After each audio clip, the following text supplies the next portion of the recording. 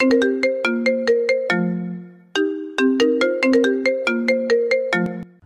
যে বন্ধুরা শুনছো, নতুন নতুন রোমান্টিক ভালোবাসার গল্প পেতে ও শুনতে চাইলে আমাদের সাগর অফিসিয়াল চ্যানেলটি সাবস্ক্রাইব করে বেল বাটনটি অন করে দিও। লাইক কমেন্ট করতে মোটেও ভুলবেন না কিন্তু। ধন্যবাদ সবাইকে। ফুপি কোথায়? কে ফকিন্নি? What do you mean by ফকিন্নি? Just kidding. এদিকে আয় তো, আমার ঘাটটা একটু মেসেজ করে দে। ইস, আমার ঠেকা, ভুলে যাস না আমি তোর সিনিয়র বলেই ফুপিকে ডাকতে লাগলাম। ফুপি, ও ফুপি। ডেকে লাভ নেই, পাশের ফ্ল্যাটে গেছে। তুই এদিকে আয়, কাজ কর।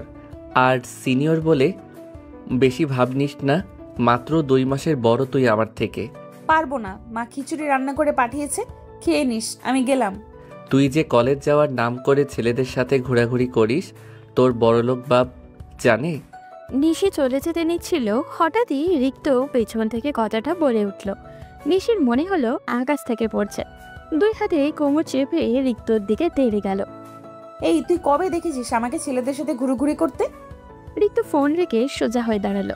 হাই তুলে টি শার্টটা টেনে টুনে ঠিক করতে করতে বলল, চোরের মায়ের বড় গলা কখনো দেখেছিস? না দেখলে নিজেকে দেখে নে। কি বললি তুই? আস্তে। রিক্ত প্রমাণ ছাড়া কথা বলে না। পরশু নীল শার্ট পরা একটি ছেলের সাথে কোথায় গিয়েছিলি তুই? এবার নিশি ঢোক গিলল। কথাটা তো সত্য, ছেলেটা তো নিলয়, রিয়াদ ভাইয়ার শালক। নিশি আর নিলয় রিলেশনে আছে প্রায় 6 মাস, কিন্তু এখনো অবধি নিশি এটা একটা কাক পক্ষীকেও জানতে দেয়নি, অতি সাবধানে থেকেছে। পরশু বার্থডে ছিল নিলয়ের, তাই অনেক রিকোয়েস্টে কলেজ থেকে লুকিয়ে বেরিয়েছিল নিশি, শুধু কেকটা কেটেই চলে এসেছে। কিন্তু রিক্ত জানলো কি করে? এটা তো অসম্ভব। ঋতু জানতেই পারে না। বুকে সাহস নিয়ে নিশি বলল, একদম মিথ্যা বলবি না, আমি পরশু কোথাও যাইনি। রিক্ত এবার চোখ বাঁকিয়ে তাকালো নিশির দিকে, হেঁটে এগিয়ে আস্তে আস্তে বলল, কোথাও না গেলে এভাবে তোতলাচ্ছিস কেন? নিশি কপালে ঘামটুকু মুছে ভয়ে ভয়ে বলল, কোথায় তোতলাচ্ছি? রিক্ত এবার তার ফোনে কিছু একটা বের করে নিশির দিকে ধরল। এটা কে? ছবিটা দেখে নিশির হাত পা সব অবশ হয়ে লাগলো, গা থেকে ঘাম ছুটতে লাগলো, গলা অস্বাভাবিকভাবে কাঁপছে। এটা ওই দিনের রেস্টুরেন্টের ছবি। ছবিতে স্পষ্ট দেখা যাচ্ছে নিশি নিলয়কে কেক খাইয়ে দিচ্ছে। এই ছবিটা ওর কাছে কি করে এলো? চোখের পানি আটকে আতঙ্কিত স্বরে মিশে পড়ল। এই ছবি তোর কাছে কোথা থেকে আসলো? কেটে ফেল প্লিজ, বাবা জানতে পারলে আমাকে মেরে ফেলবে। রিক্ত এবার বিদ্রুপ করে হাসলো। এতক্ষণ তো দিব্যি সাহস দেখাচ্ছিলি, এখন কি হলো সব ফুরুত? নিশি একেবারে নীরব হয়ে গেল। হঠাৎই রিক্ত নিশির কোমর চেপে নিশিকে একদম তার সাথে মিশিয়ে ফেললো। হুঙ্কার ছেড়ে বলল, এই কথা বলছিস না কেন? তুই জানিস না আমি তোকে কতটা ভালোবাসি? এরপরেও তুই অন্য একটা ছেলের সাথে কি করে রিলেশনে গেলি? বল কি করে? নিশি রিক্তের বন্ধন থেকে ছোটাছুটি চেষ্টা করছে, কিন্তু পারছে না। রিক্তের এই সুঠাম দেহি শরীরের সাথে নিশি নিতান্তই চূর্ণপুটি। কোমরের অংশে মনে হচ্ছে ছিলে যাচ্ছে, এতটাই শক্ত করে ধরেছে রিক্ত। দুর্ধর্ষ চোখে বারবার আশেপাশে তাকাতে লাগলো নিশি। কেউ দেখে ফেললে হবে আর এক ঝামেলা। রিক্তর বুকে ধাক্কা দিতে দিতে নিশি শক্ত কণ্ঠে বলল, আমাকে ছাড় রিক্ত। নিশির কথায় রিক্ত যেন আরো শক্তি দিয়ে ধরল, তার চোখে অস্বাভাবিক লাল। আমার আড়ালে এতটা এগিয়ে গিয়েছিস আর আমাকে বুঝতেই দিসনি? তোর আইডি হ্যাক না করলে তো জানতেই পারতাম না তুই ওই বলদের সাথে এতটা এগিয়ে গিয়েছিস। কণ্ঠটা যেন ঝাঁঝা করে উঠল নিশির। চোখ খিচে আবারও শক্ত কণ্ঠে বলল, আমাকে ছাড়তে বলছি রিক্ত। রিক্ত নিশিকে ছেড়ে দিল, এরপর চেঁচিয়ে বলল, এটাই তো পারিস? বাপের মতো শুধু তেজটাই দেখাতে পারিস। তোকে পাওয়ার জন্য লেখাপড়া ছেড়ে টাকার পিছনে ছুটছি, কিন্তু তুই গিয়ে সেই টাকাওয়ালা বলদকেই বাঁচলি। হোয়াই? আমি নিলয়কে নিশি পুরো কথা বলার আগে রিক্ত ছুটে এসে নিশির গাল চেপে ধরে বলল, আমাকে ছাড়া এই মুখে অন্য কাউকে ভালোবাসার নাম নিবি তো আগুন লাগিয়ে দিব, জাস্ট আগুন লাগিয়ে দিব। রিক্ত নামের মতোই মানুষটা যে সে খুব অন্যরকম, একদম ভিন্ন ধাঁচের। রিক্তকে আমি চিনি সেই ছোটবেলা থেকে। আমার আপন ফুপির ছেলে সে। আমার থেকে বয়সে মাত্র 2 মাসের ছোট। আমার বাবারা 3 ভাই 1 বোন। আমার বাবা সবার বড়, এরপর আমার মেঝো চাচা, তারপর ফুপি। ফুপির পর হচ্ছে আকিব চাচ্চু। এলাকায় আমাদের বংশের বেশ নামডাক। আমাদের বাড়িটাও সবাই এক নামে চিনে, সর্দার বাড়ি হিসাবে। আমার বাবার রফিক সর্দার বেশ কঠোর ও রাগী প্রকৃতির মানুষ। আমার দাদা দাদি মারা যাওয়ার পর আমার বাবাই ওনার ছোট ভাই বোনদের লালন পালন করেছেন, সংসারের দায়িত্ব নিয়েছেন। এমনকি তাদের আগে বিয়ে শাদী দিয়ে অত্যাধিক দেরি করে নিজে বিয়ে করেছেন। বাবার ছোট ভাই বোনগুলো এখনো বাবার কথায় উঠে বসে, বাবাকে ভয় পায়। আমাদের এলাকার নাম করা স্বনামধন্য মানুষের মধ্যে আমার বাবা একজন। সব বড় বড় টাকা পয়সাওয়ালা মানুষদের সঙ্গে বাবার ওঠা বসা। আমি হচ্ছি আমার বাবার একমাত্র মেয়ে, সকলের চোখের মণি। শুনেছি আমার মায়ের 3 বার মিসক্যারেজের বেশ অনেকগুলো বছর পর আমার জন্ম, তাই জন্য সকলের ভালোবাসাটা একটু বেশিই পাই আমি। বাবাও প্রকাশ না করলেও বোঝা যায় যে সে আমাকে কতটা ভালোবাসে। আমার মেঝো চাচার নাম শফিক সর্দার, তার 2 ছেলে আহাদ আর রাহাত ভাইয়া। ওনারা আমার আর রিক্তের থেকে বেশ বড়, দুজনেরই বিয়ে হয়ে গেছে। আমার ছোট চাচ্চু আকিবেরও একটি ছেলে আছে, জিহাদ। এই তো সামনের মাসেই তার 2 বছর হবে। আমাদের বংশে মেয়ে নেই বললেই চলে। আমার ফুপিরও 2 ছেলে, রিক্ত আর জয়। জয় ছোট, সবে 7-এ পড়ে। ফুপিরা আমাদের বাড়ি থেকে কয়েকটা বাড়ি পেছনেই ভাড়া থাকেন। ফ্ল্যাট ভাড়া নিয়ে থাকলেও তাদের আর্থিক অবস্থা আমাদের মতো এত সচ্ছল নয়। আমাদের পরিবারের সাথে ফুপির একটা বড়সড় ঝামেলা ছিল। আমার বাবা চাচারা প্রেম ভালোবাসার একদম বিপক্ষে। শুধু তাই নয়, ওনারা ওনাদের মতো উচ্চবিত্ত দাম্ভিক মানুষ ছাড়া মেলামেশা আত্মীয়তা করা পছন্দ করেন না। ফুপু বাড়ির একমাত্র মেয়ে হওয়ায় ওনার ভাইয়েরা ওনাকে খুব ভালোবাসতো, যে ভালোবাসাটা এখন আমি পাই। ফুপির জীবনে একটাই ভুল করেছিল, আর সেটা হচ্ছে গ্রামে একজন সহজ সরল ছেলেকে ভালোবাসা। আমার বাবা চাচা কেউই তাদের সম্পর্ক মেনে নেয়নি। ফুপি নাকি অনেক বুঝিয়েছিল, অনেক কেঁদেছিল, মরে যাবার কথাও বলেছিল, কিন্তু তাদের কারো মন গলেনি। উল্টো একটা বড়লোক ছেলের সাথে ফুপির বিয়ে ঠিক করে। আর না পেরে ফুপি বিয়ের দিনই ফুপা মানে রিক্তর বাবার সাথে পালিয়ে যায়। সেই যে বাবার আগে ফুপির সাথে কথা বলা বন্ধ করেছে, আজও কোনো কথা বলেনি।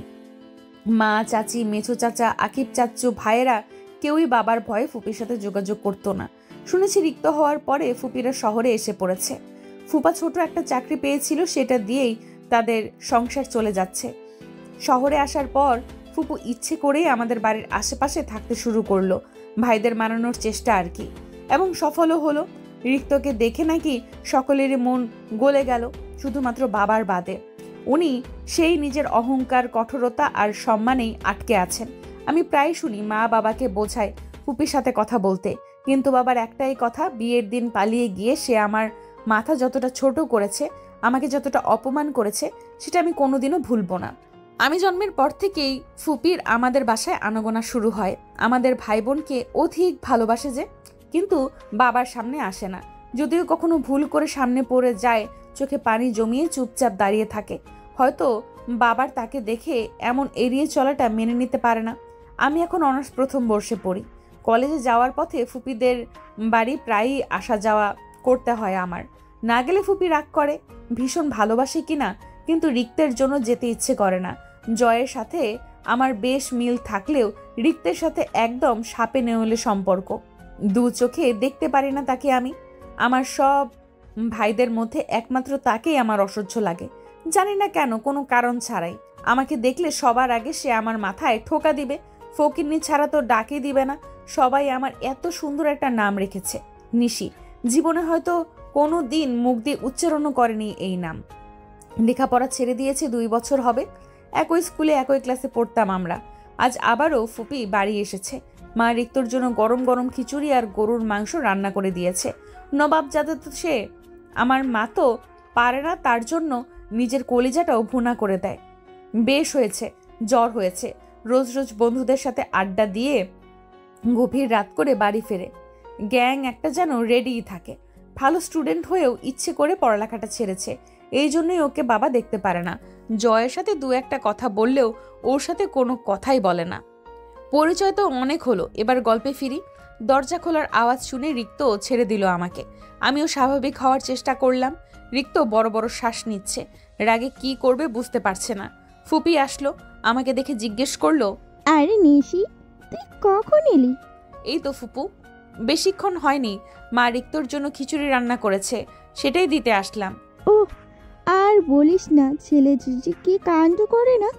কাল রাতে এই যশোরে কার সাথে যেন মারামারি করে ফিরেছে। ঘরে এসে সারা রাত সিগারেট ফুঁকেছে। ওর বাবা তো ওর কাণ্ডে চেঁচামেচি করে না খেয়েই অফিস চলে গেছে। আমার হয়েছে যত জ্বালা। রিক্ত গটগট পায়ে তার রুমে চলে গেল। রিক্তের মা সেদিকে তাকিয়ে তাকিয়ে এটা সেটা বলতে বলতে খিচুড়ির বক্সটি নিয়ে রান্নাঘরে ঢুকলো। নিশির কেন জানি ভয় করছে। রিক্ত কার সাথে মারামারি করে ফিরেছে? নিলয়কে কিছু করেনি তো আবার? নিশি দ্রুত পায়ে রিক্তর ঘরে ঢুকলো। সিগারেটের গন্ধে পেট গুলিয়ে আসতে চাইলো তার। শ্বাস আটকে কোনো মতে বলল, রিক্ত, তুই কার সাথে মারামারি করেছিস? নিলয়কে কিছু করিসনি তো? রিক্ত আরো 3 গুণ খেপে গেল। হাতে সিগারেটটা আছড়ে মেরে ফেলে নিশির হাত টেনে ধরল। এত দরদ কেন ওই শালার জন্য? কই আমার জন্য তো এত দরদ নেই। নিলয়ের মধ্যে কি এমন দেখেছিস যেটা আমার মধ্যে পাচ্ছিস না? দেখ রিক্ত, আমি তোকে অনেক বলেছি, তোর আর আমার কখনোই সম্ভব নয়। না আমার ফ্যামিলি তোকে মানতে পারবে, আর না আমি। কেন? আমাকে কেন মানতে পারবি না? আমি বড়লোক না বলে, নাকি আমি তোর থেকে ছোট বলে? আমার তো মনে হয় তোরা মূলত টাকার জন্যই আমাকে অবহেলা করছিস। ধরে নে তাই। তাহলে আমি তো বলছি আমাকে কয়েকটা বছর সময় দে, আমি সব করে দেখাবো, বাড়ি গাড়ি সব। তুই কেন মানছিস না? কারণ আমি তোকে ভালোবাসি না। যাকে ভালোবাসি না তাকে মানা আমার পক্ষে সম্ভব নয়। ঠিক আছে, বাসতে হবে না আমাকে ভালো, কিন্তু বিয়ে তোকে আমাকেই করতে হবে। তুই বাধ্য হবি আমাকে বিয়ে করতে, অ্যান্ড দ্যাটস মাই চ্যালেঞ্জ। কি করবি তুই? নিশির কথা শুনে রিক্ত বাঁকা হাসলো। সেটা সময় হলেই বুঝতে পারবি। নিশির ভয়ে হতে লাগলো। মাঝে মাঝে রিক্তকে সে বুঝতে পারে না। ওর জেদ খুবই ভয়ঙ্কর। যেটা একবার জেদ ধরে সেটা করেই ছাড়ে। ভয়টা এইখানেই। প্রায় বছর 2 যাবৎ সে তার অনুভূতিগুলো সম্পর্কে নিশিকে জানান দিয়েছে। মূলত সে জানান দেয়নি, নিশি বুঝে নিয়েছে, যার জন্য এখন প্রতিনিয়ত এটা নিয়ে আফসোস করে সে। কেন বুঝে গেল? না বোঝা উচিত ছিল তার। তাহলে তো আর তাকে এভাবে আতঙ্কে থাকতে হতো না। এরপর চলে গেছে বেশ কিছুদিন। রিক্তের সাথে নিশির আর দেখা হয় না। নিশিও যায়নি ফুপিদের বাড়ি। একদিন কলেজ থেকে বাড়ি ফিরছিল নিশি। তার পাশে ছিল নিলয়। নিশি ওর সাথে হেসে হেসে কথা বলেই হাঁটছিল। হঠাৎ কোথা থেকে যেন সামনে রিক্ত এসে হাজির হলো। আকস্মিক ওকে দেখে নিশি কিঞ্চিত ভয় পেল। কিছু বুঝে ওঠার আগে রিক্ত এলো পাতারে নিলয়কে মারতে শুরু করলো। ভয়ে আতঙ্কে আত্মা ঢিপ করছিল নিশি। গলা ফাটিয়ে চিল্লিয়ে রিক্তের শার্ট ধরে টেনে ওকে ফেরাতে পারছিল না। অস্বাভাবিকভাবে ক্ষেপে রিক্ত শুধু নিলয়কে মারতে মারতে বলছে, না করেছিলাম না তোকে? বলেছিলাম না ওর থেকে দূরে থাকতে? কেন থাকিসনি? ওই দিনের মার ভুলে গেছিস? তোকে তো আজ আমি। নিলয়ের নাক মুখ থেকে গল গল করে রক্ত পড়ছে। রিক্তের 2-1 বন্ধুও তাকে থামানোর চেষ্টা করছে, কিন্তু কেউই পারছে না। রাস্তা হয় অনেক মানুষের সামনে দৃষ্টিকটু হয়ে গেল ব্যাপারটা। নিলয়ের মুখে রক্ত দেখে গা ছমছম করে উঠল নিশি। উপায় না পেয়ে রিক্তকে টেনে টেনে জোর করে নিশি নিজের দিকে ফিরিয়ে কষিয়ে এক থাপড় মারল। আওয়াজটা যেন চারিপাশে প্রতিধ্বনিত হতে লাগলো। সাথে সাথে রিক্ত স্তব্ধ হয়ে গেল। বিস্ফোরিত চোখে নিশির দিকে তাকালো। নিশি জানে না ওর এত সাহস কি করে হলো। রক্ত চক্ষু নিয়ে রিক্তের মুখের দিকে তর্জনী তাক করে বলল, 1 সপ্তাহ, জাস্ট 1 সপ্তাহের মধ্যে নিলয়কে বিয়ে করব আমি। দেখি তুই কি করতে পারিস। রিক্তকে স্তব্ধ করে দিয়ে নিলয়ের হাত ধরে নিশি চলে আসলো সেখান থেকে। বাড়িতে কোনো আজ আসতে দেয়নি এই বিষয়। নিশি ঠান্ডা মাথায় তার ভাবিকে দিয়ে রাহাত ভাইয়ার কাছে বলল তার আর নিলয়ের বিষয়। এমনিতেও বাড়ির নিশির জন্য বিয়ের কথাবার্তা চলছে। নিলয় ভালো ছেলে, ফ্যামিলিও উচ্চবিত্ত। নিশির বাবা চাচাদের রাজি না হওয়ার কোনো অপশানে নেই। এদিকে নিশি নিলয়কেও বলে দিয়েছে তার ফ্যামিলির সাথে যেন বিয়ের প্রস্তাব নিয়ে বাড়িতে আসে। নিলয় নিশির জন্য পাগল। নিশি যা বলে তাই করতে রাজি। রিক্তের হাতে এত মার খাওয়ার পরেও সে নিশি থেকে দূরে সরেনি। এর ঠিক 2 দিন পরেই নিলয় তার বাবা মাকে নিয়ে আসলো নিশিদের বাড়িতে। বিষয়টাকে এমনভাবে হ্যান্ডেল করা হলো, রাহাত ভাইয়া আর ভাবি ছাড়া কেউ বুঝলই না নিশিরা আগে থেকে রিলেশনে ছিল। বুঝতে পারলে হয়তো নিশির অবস্থাটা অনেকটা রিক্তের মায়ের মতনই হতো। নিশি টুকটুকে লাল একটি শাড়ি পরেছে, মাথা থেকে নিয়ে পিঠ জুড়ে পাতলা লাল দোপাট্টা। ভাবিরা মিলে তাকে সাজিয়ে দিচ্ছে। নিশিও পুতুলের মতো বসে তাদের সুন্দর করে সাজানোর সুযোগ দিচ্ছে। আজ আকদ, নিশির আর নিলয়ে তারিখটা ঠিক করেছে পরিবার থেকেই। নিশি রিক্তকে 1 সপ্তাহের মধ্যে বিয়ে করার চ্যালেঞ্জ করলেও পরিবারের ডিসিশনে ঠিক 15 দিন পরই নিলয়ের সাথে তার বিয়ে ঠিক করা হয়েছে। তার এই 15 দিনে নিশি একবারও রিক্তর চেহারা দেখেনি, না দেখেছে তার ফুপিকে। আকদের ঠিক কিছু মুহূর্ত আগেই নিশির দেখা হলো রিক্তের সাথে। নিজের ঘরে একাই ছিল নিশি। নিলয়রাও এসে পড়ায় ভাবি চাচিরা সবাই ওদের আপ্যায়নে ব্যস্ত। ঘরোয়াভাবেই বিয়েটা হচ্ছে। নিশি বিয়ের পরেও এখানেই থাকতে হবে সপ্তাহখানিকের মতো। সপ্তাহখানেক পর আবারও আয়োজন করে ওকে উঠিয়ে দেওয়া হবে। নিশির বাবা, চাচা, নিলয়ের বাবা, আত্মীয় স্বজনরা মিলেই এই সিদ্ধান্ত নিয়েছে। ড্রেসিং টেবিলের সামনে দাঁড়িয়ে নিজেকে দেখছিল নিশি। বিয়ের সাজে নিজেকে এভাবে দেখে যেন তার নিজেরই লজ্জা লাগছে। হঠাৎই আয়নায় রিক্তকে দেখে থ হয়ে গেল সে। দ্রুত পিছনে ঘুরতেই দেখল রিক্ত এক দৃষ্টিতে তার দিকে তাকিয়ে আছে। তার উজ্জ্বল মুখটা শুকিয়ে একটুকু হয়ে গিয়েছে, চোখের নিচে কালো দাগ পড়েছে। ঠোঁটের দিকে তাকিয়ে দৃষ্টি ফিরিয়ে নিল নিশি। এই সিগারেটটা কি কখনই ছাড়বে না রিক্ত? তোকে খুব সুন্দর লাগছে নিশি। গলাটা শুকিয়ে গেল নিশির। প্রথমবার রিক্তের মুখে নিজের নামটা শুনে যেন গানের মতো লাগলো। তাকিয়ে দৃষ্টি ফেরাতে চাইল। রিক্তর এই লাল চোখের ভয়ঙ্কর নেশাক্ত চাহনি নিতে পারবে না ও। খুব অস্বস্তি লাগে। আচমকা কোমরে হ্যাঁচকা টান খেয়ে রিক্তর বুকে গিয়ে পড়ল নিশি। ড্রেসিং টেবিলের আয়নায় তাদের প্রতিবিম্ব দেখা যাচ্ছে। রিক্ত এখনো এক দৃষ্টিতে নিশির দিকে তাকিয়ে আছে। নিশি আবারও ধস্তাধস্তি শুরু করলো। 2 হাত দিয়ে রিক্তর বুকে ঠেলতে লাগলো। কিছুক্ষণ পর নিশির বিয়ে। বাইরে নিলয় তার জন্য অপেক্ষা করছে, আর এখানে এই ছেলে তার সাথে অসভ্যতামি শুরু করেছে। হঠাৎ যদি কেউ এসে পড়ে, আটকে উঠলাম আমি। এই ছেলে কি আমার বিয়ে ভাঙার জন্য এমন শুরু করেছে? খেপে গিয়ে রাগী কণ্ঠে বললাম, আমাকে ছাড় রিক্ত। সে বোধহয় শুনলই না। আবারও বললাম, আমাকে ছাড় রিক্ত। সে ছাড়লো না, বরং আমাকে ঘুরিয়ে ড্রেসিং টেবিলের দিকে মুখ করিয়ে আরো চেপে ধরলো। পিঠ ঠেসে দাঁড়িয়ে কাঁধে থুতনি রেখে নরম স্বরে বলল, আমার বুক ফেটে যাচ্ছে নিশি, ভীষণ কষ্ট হচ্ছে। তুই কেন অন্য কাউকে ভালোবাসিস? পেট মুচড়ে উঠল নিশি। কিছু বলতে যাবে তখনই আবার রিক্তের গলা শুনে থমকে গেল। তুই কি ভেবেছিস তোকে আমি এত সহজে অন্য কারো হতে দিব? আয়নায় রিক্তের মুখের দিকে তাকিয়ে আঁতকে উঠল নিশি। ভয় পেয়ে বলল, কি করবি তুই? সাথে সাথে রিক্ত বাঁকা হেসে পকেট থেকে একটা রুমাল বের করলো। রিক্তের বাঁকা হাসি আর হাতে রুমাল দেখে নিশির আত্মা শুকিয়ে গেল। না না না রিক্ত। নিশি আর কিছু বলার আগেই রিক্ত নিশির মুখে রুমাল চেপে ধরল। কানের কাছে মুখ নিয়ে ফিস ফিস করে বলল, সরি জান। 2 দিন ধরে গোডাউনের মতো একটা বড় রুমে পড়ে আছে নিশি, গায়ে এখনো বিয়ের শাড়ি। রিক্ত ওই দিন তাকে বেহুশ করে কোথায় নিয়ে এসেছে তা নিশি জানে না। রুমটার ফ্লোরে শুধু একটা নরম বিছানা, একটা ওয়াশরুম আর একটা জানলা ছাড়া আর কিছুই নেই। জানলাটা একদম ফ্লোরের বিছানার পাশাপাশি। সেখান দিয়ে মাঝে মাঝে মৃদু বাতাস আর ঢেউয়ের গর্জন ভেসে আসছে। 2 দিন ধরে একটানা এই বদ্ধ রুমে থাকতে থাকতে দম বন্ধ হয়ে আসছে নিশির, আর পারছে না সে। বহুবার পালাতে চেয়েছে, কিন্তু দরজাটা লোহার, তার পক্ষে ভাঙতো দূর একটা আঁচড় দেওয়ারও ক্ষমতা নেই। জানলা দিয়ে তো আরো আগেই না। রিক্ত আসে মাঝে মাঝে এখানে, খাবার দিয়ে চলে যায়। নিশি প্রথম খুব চিল দিয়েছে, ঘৃণায় রিক্তের মুখে থুতু পর্যন্ত মেরেছে, কিন্তু সে নির্বাক ছিল। নিশি বুঝে গেছে আর চিল দিয়ে কোনো লাভ নেই। রিক্ত না চাইলেও মুক্তি পাবে না এখান থেকে, তাই নীরব হয়ে গেছে। নিশি চুপচাপ বসে হাঁটুতে মাথা রেখে জানলার বাইরে তাকিয়ে আছে। রাত দিন কাঁদতে কাঁদতে চোখের মনে হয় পানির ছাপ পড়ে গেছে। হঠাৎ দরজা খোলার শব্দ হলো। ঋতু এসেছে, হাতে খাবারের প্লেট। ঋতু নিঃশব্দে নিশির পাশে দাঁড়ালো। কয়েক মিনিট দাঁড়িয়ে রইল। একসময় কণ্ঠে গভীরতা ঠেলে শুধালো, রাতের খাবারটা খাসনি কেন? নিশি কোনো কথা বলল না। ঋতু পুনরায় শুধালো, কয়দিন না খেয়ে থাকবি? নিশি তাও কিছু বলল না। রিক্ত এবার একটা ছোট শ্বাস ছেড়ে নিশি পাশে এসে বসলো।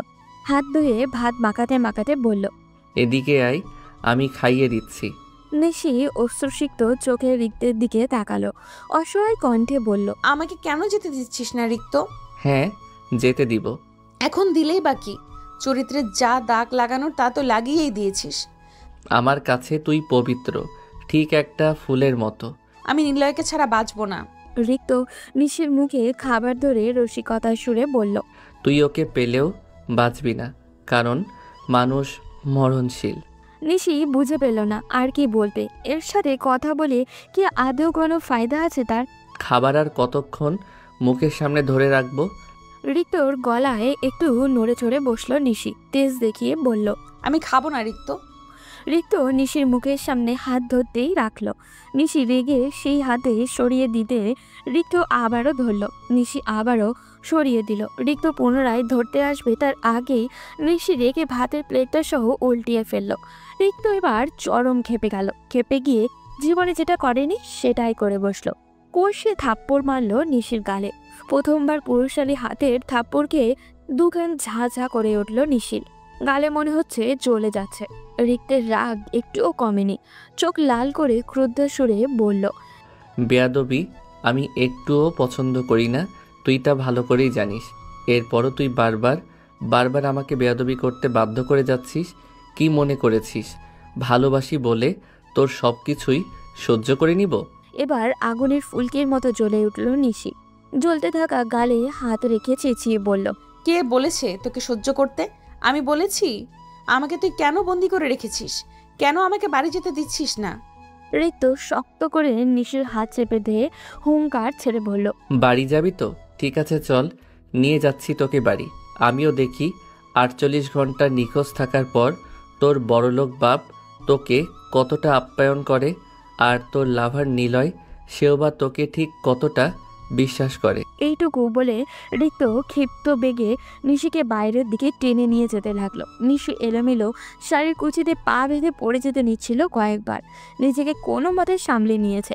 রিক্তের বড় বড় কদমের সাথে তাল মিলিয়ে চলতে পারছে না সে, আশেপাশেও দৃষ্টি দিতে পারছে না। রিক্ত দ্রুত হাঁটা শুরু করেছে। গাড়িতে বসে এক প্রকার উড়িয়েই রিক্ত নিশিকে বাড়িতে নিয়ে এসেছে। অতপর নিশিকে বাড়ির রাস্তায় ফেলেই রিক্ত হাওয়া হয়ে গেছে। গালে এক হাত রেখে অশ্রুসিক্ত নয়নে নিশি তাকিয়ে আছে তার বাবার দিকে। বাড়িতে আসতেই বাবার শক্ত হাতে চড় পড়েছে গালে। শুধু চড়ই পড়েনি, হাতের কাছে যা পেয়েছে তাই দিয়েই নিশিকে মারার জন্য তেড়ে এসেছে। নিশি কিছু বলার সুযোগ না দিয়ে বাড়ির সবাই তাকে ভুল বুঝতে লাগলো। রাহাত ভাইয়া বউ তো বলেই ফেললো, এবারের মেয়েদের মনে হয় রক্তেই মিশে আছে বিয়ের দিন বর ছেড়ে বাড়ি থেকে পালিয়ে যাওয়া। পালিয়ে যেহেতু যাবেই তাহলে আগেই যেত। বিয়ের দিন কেন আমার বাবা ভাইয়ের মান ইজ্জত নষ্ট করে গেল? ঘরের ড্রয়িং রুমে দাঁড়িয়েছিল নিশির বাবা, চাচা, ভাইরা সকলে। কেউ একটা কিছু বলেনি। সবাই ভেবেছে নিশি কারোর সাথে পালিয়ে গেছে। নিশি মনে মনে ভাবছে তাদের বাড়ির মেয়ের উপরে কি বাড়ির লোকেরা বিশ্বাস নেই? অবশ্য বিশ্বাসটা তার ফুপেই আগে ভেঙে দিয়েছে। সবাই যেহেতু নিশিকেই ভুল বুঝছে, তাই নিশি আর জেদ ধরে কাউকে কিছু বলল না। বলতে গেলে বলার মতো পরিস্থিতিই ছিল না। মৃত্যুর কারণে রাস্তায় বের হলেই তাকে শুনতে হতো মানুষের কটু কথা। সরাসরি না বললেও আগোছরে অনেককেই বলতে শুনেছে, রফিক সর্দারের এই মেয়েটা বিয়ের দিন পালিয়ে গেছে। 2 দিন যেন কোনো ছেলের সাথে থেকে বাড়ি ফিরেছে। মানুষের এই ধরনের কটূক্তি আর সইতে পারছিল না নিশি। বেশি কষ্ট লাগতো নিজের সাথে বাবার নামও জড়িয়ে বলায়। নিজেকে একেবারে ঘরবন্দি করে ফেলল সে। কলেজ যাওয়ার বাইরে বের হওয়া টোটালি বন্ধ করে দিল। হঠাৎ একদিন শুনল তার বাবা তার বিয়ে ঠিক করেছেন, তাও আবার এলাকার সবচেয়ে ক্যারেক্টারলেস লোক জসিমের সাথে, যে লোকের কিনা চরিত্রের আর মারধরের কারণে আগের 2 বই এমনিতেই চলে গেছে। নিশি ভেবেছিল প্রকাশ না করলেও তার বাবা তাকে খুব ভালোবাসেন, কিন্তু নিশির ধারণা ভুল ছিল। তার বাবা নিজের আত্মসম্মান, মান, মর্যাদা আর টাকা পয়সাকেই বেশি ভালোবাসে। তাই তো মা, চাচি, ভাইরা, এমনকি চাচা এসেও বোঝালেও কার কথায় তিনি রাজি হননি। উল্টে বলেছেন, জসিমের মতো লোক যে ওকে বিয়ে করতে রাজি হয়েছে এই অনেক। বিয়ে দিয়ে ঘর থেকে আপদ বিদায় করতে হবে। নিজের বাবার মুখে এমন কথা শুনে যেন পাথর হয়ে গিয়েছিল নিশি। চোখের পানির ভাণ্ডারও যেন ফুরিয়ে গেছে। সেদিন বুঝেছিল মেয়েদের সম্মান ঠিক কতটুকু ঠুনকো। সামান্য একটু কলঙ্কের দাগ লাগলে হাজার ঘষে মেজেও তা ওঠানো সম্ভব নয়। নাওয়া খাওয়া ভুলে গিয়েছে নিশি। যে যা বলছে তা শুধু রোবটের মতোই শুনে যাচ্ছে। নিশির মায়ের কাঁদতে কাঁদতে অবস্থা খুবই খারাপ। নিশির বাবার পা ধরে এখনও বসে আছে সে। নিশিকে জসিমের মতো লোকের সাথে বিয়ে না দেওয়ার জন্য আবেদন করছে। নিশি একটা তো শব্দও করছে না, চুপচাপ দেওয়াল লেপটে দাঁড়িয়ে আছে। রুম জুড়ে প্রতিটি বাড়ির মানুষ, এমনকি তার ফুপাও এসেছে আজকে নিশির বাবাকে বোঝাতে। কিন্তু তার বাবা নিজেকে সিদ্ধান্তে অটল, কারোর বোঝানোর ক্ষমতা নেই। এত বছর বাদে নিশি তার ফুপিকে দেখলো নিজে এগিয়ে এসে ভাইয়ের সামনে দাঁড়াতে। নিশির বাবা গম্ভীর হয়ে সোফায় বসেছিলেন। রিক্তের মা এসে সামনে দাঁড়াতেই তিনি চোখ মেলে উপরের দিকে তাকালেন। মনে হচ্ছে কথা বলতে রিক্তের মায়ের গলা কাঁপছে, তবুও সাহস নিয়ে বলল, ভাইয়া, তুমি রাজি থাকলে আমি আমার রিক্তের জন্য নিশিকে নিতে চাই। কথা দিচ্ছি, ওকে একদম নিজের মেয়ে করে রাখবো, কোনো কিছুর অভাব রাখবো না। আমার ভাতিজির চরিত্রে আর কাউকে আঙুল তুলতে দিব না। নিশির বাবার দৃষ্টি ছলছল, চেহারায় বিস্ময়। আচমকায় তিনি রিক্তের মায়ের দুহাত আঁকড়ে ধরলেন। কৃতজ্ঞতা প্রকাশ করতে গিয়েও কেঁদেও ফেললেন। একটু পর রিক্তের বাবাকেও দেখা গেল তাদের দিকে এগোতে। নিশির বাবার কাঁধে হাত রেখে বললেন, আপনি চাইলে আমরা কালকেই নিশিকে আমাদের বাড়ির বউ করে নিতে চাই বাই। নিশির বাবা হ্যাঁ বলতে দুবারও ভাবলেন না। ঘরের সবাই যেন এতে খুশি হলো। সবচেয়ে বেশি হলো খুশ নিশির মা। কিন্তু ওদের খুশিতে বোমা ফাটালো নিশি। স্পষ্ট কণ্ঠে জানিয়ে দিল, আমি রিক্তকে বিয়ে করব না, কিছুতেই না। নিশির বাবা ঘর কাঁপিয়ে ধমক দিল নিশিকে। বাবার ধমকে নিশি ভয় জমে গেল। ভীতু স্বরে আবারও কিছু বলতে নিবে তার আগেই নিশির মা তাকে টেনে ঘরে নিয়ে আসলো। ঘরে এসে নিশি চেঁচিয়ে তার মাকে বলতে লাগলো, আমি রিক্তকে বিয়ে করব না। এবার নিশির মা তার গালে চর বসালো। রাগী গজগজ করতে করতে বলল, নাগর নিয়ে বিয়ের আসর থেকে পালিয়ে যাওয়ার সময় মনে ছিল না? শুকরিয়া আদায় কর, তোর বুবাবুবি তোকে রিক্তর বউ করতে রাজি হয়েছে। এমন ছেলে কই পাবি? লাগবে না আমার এমন ছেলে। কতটুকু চেনো তোমরা রিক্তকে?